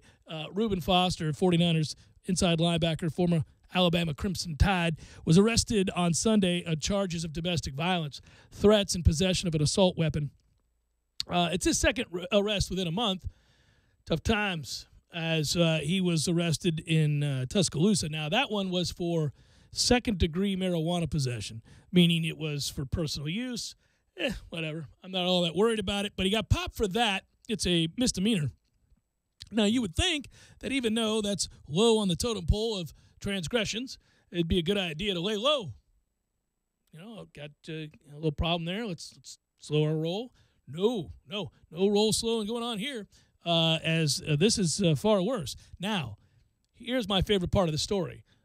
Obviously, domestic violence is nothing to sneeze at and make fun of. I am not doing that. What I am doing is pointing out the League of Mercenary / Jeff Cameron Show PR firm effort from General Manager John Lynch. Oh, this is quality, Matthew. I like these kinds of things where guys find ways in the face of great adversity to spin. Because let's not forget, and let's do remember, that he was second on the team in tackles despite missing 5 games due to injury. That's how productive he was. And if you can play, as I just said, they will find a way to get you on the field. He had previously said the 49ers were attracted to Foster for his enthusiasm and passion for the sport. When it was reported that many in the NFL had seen Foster fall on the draft board because of his immaturity and issues with life skills, like being kicked out of the NFL Combine in early March after an altercation with a hospital employee. What are we doing here? You're at the Combine getting kicked out for an altercation with a nurse. My man. Anyhow, so, that was a warning sign. But about that, Lynch said this, and I say, bravo, sir. I would anticipate that people will question elements of his character. But I would tell you it was his character that drew us to him. Oh, sir. Oh, sir. John Lynch getting things done. And for a guy fresh on the job, showing off that Stanford education, that is so well done. Can I read that again? I would anticipate people questioning elements of his character. So that's him admitting, we just drafted a terrible dude. And we know it. We're well aware of it, but he's very good. People of San Francisco, I may be bringing a monster to the community. but a monster that can play, all right? Not the nicest guy in the world, but he's a linebacker. And, need our linebackers to be a little cuckoo. So that's the first part of the statement, admitting that he knows, oh, yes, people are going to question, but how beautiful is this? But I would tell you, it was his character that drew us to him. That's rich. I want to put that on the wall. When you start talking football with this young man, oh, yeah, he didn't stop. He didn't stop. When you start talking football with this young man, he just lights up a room. Ignore this, ignore this, ignore this. Lights up a room, can really play. Ignore this, ignore this, ignore this. Lights up a room, can really play. He lights up a room, and he's a good kid. I think he's going to be a great player for this organization for many years to come. Well, John, maybe not. Given under the NFL's domestic violence policy, players are given a 6-game suspension for a first incident and a lifetime ban for the second. We're moving rapidly to this pick being a real problem. And the first part of the statement being the truest, the latter being a masterful job at spin. That's an all-timer, sir. Doff of the cap. Come back, wrap it up momentarily.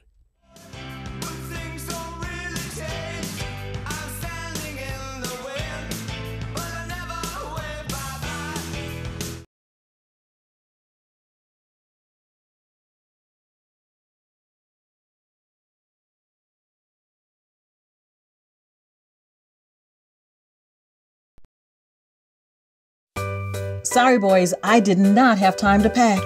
We got this. It's right here, guys.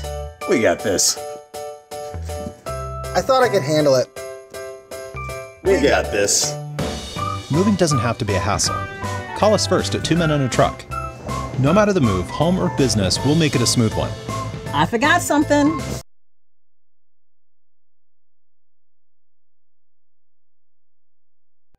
When you're in need of auto repairs, look no further than Nice Tire and Auto Service. Nice has been in business for 16 years with long-term, knowledgeable sales associates. They have the latest wheel balancing machine in the industry. And for passenger vehicles, they service AC, brakes, suspension, tune-ups, and much more. Never sit through a long wait. Nice Tire and Auto has 10 service bays to get you back on the road quickly. If you have tire problems, check out their large inventory with various Goodyear and Michelin tires. Nice Tire and Auto Service, 4792 Bluntstown Highway, 574-4100.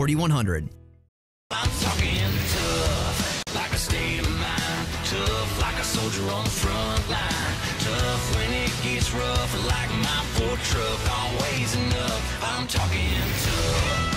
Franklin Spring Creek Ford, the place to find your next truck in southern Georgia. I'm talking tough.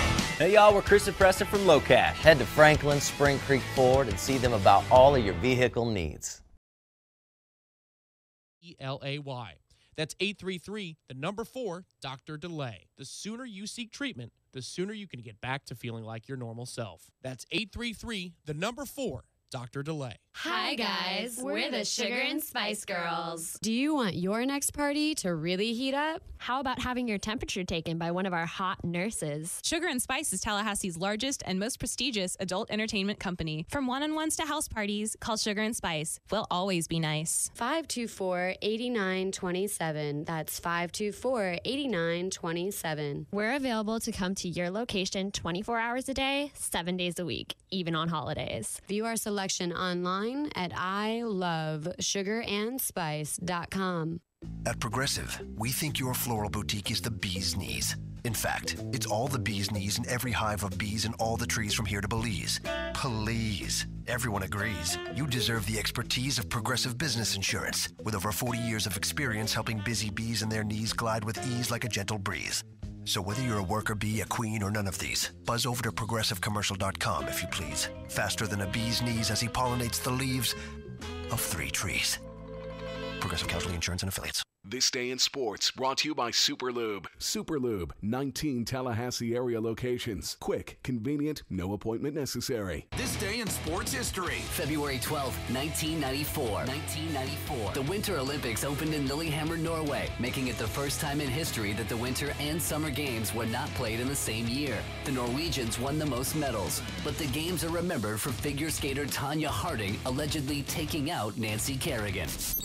Want better gas mileage and a longer-lasting engine? Change your oil every 3 months or 3,000 miles, whichever comes first. You know that sticker on your windshield? Don't look at it now. Wait until the next red light. Okay, check the number on your sticker. Then check your odometer. Is it time? There are 19 Tallahassee area Superlube locations, which means there's one close to you right now. No appointments, and you're in and out in no time. You could do this today. Superlube, for better gas mileage and a longer-lasting engine. How I love to Superlube my car. Yes, sir.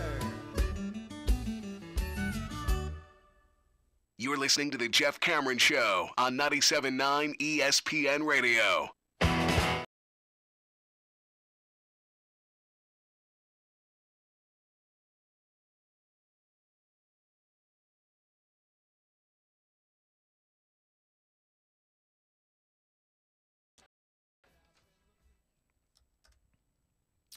I'd say I don't know how it happens, but I mean, 43,734,000 in your career, and you're selling 44. Sorry, I cheated you, Esteban. 44 pounds of heroin and cocaine, allegedly. My man. I went back and looked at his stats. He gave up 20 home runs, like 6 in 6 seasons, and 30 or more twice. So walls have never really been his friend.